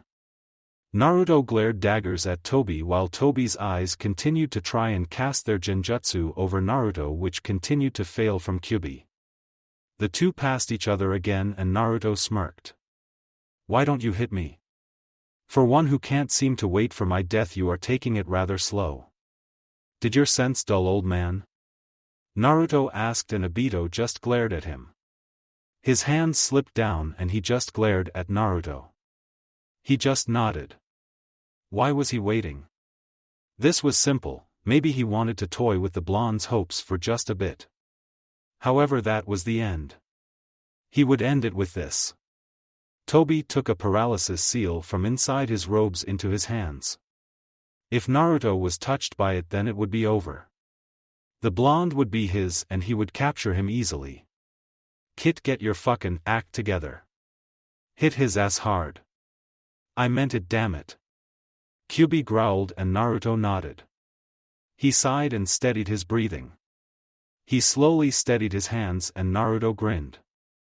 You got it, Kyuubi, Naruto said, and with a swift turn he launched himself back at Toby. Toby narrowed his visible eye in displeasure at the blonde's lack of creativity. This was over. The two shinobi quickly ran up to each other across the field, both of their forms a blur to anyone who was watching. The spirits who were watching gulped and watched as Naruto growled. The blonde, in haste, threw his sword at Toby. It easily passed through him and Toby reached out his hand. He went out to grab Naruto's arm while the two drifted closer. Closer, closer, closer. Naruto and Toby could see the anxiousness in each other's eyes. Naruto quickly held out his hand and formed a Rasengan. It was only down to this, if he could say his words faster than Toby could move. This had to work. Naruto brought his Rasengan closer to Toby's mask while Toby smirked in his thoughts. You are nothing like your father. I win. Toby said mentally and Naruto watched his hand immediately twitch. Naruto saw his chance and took it in a hurry.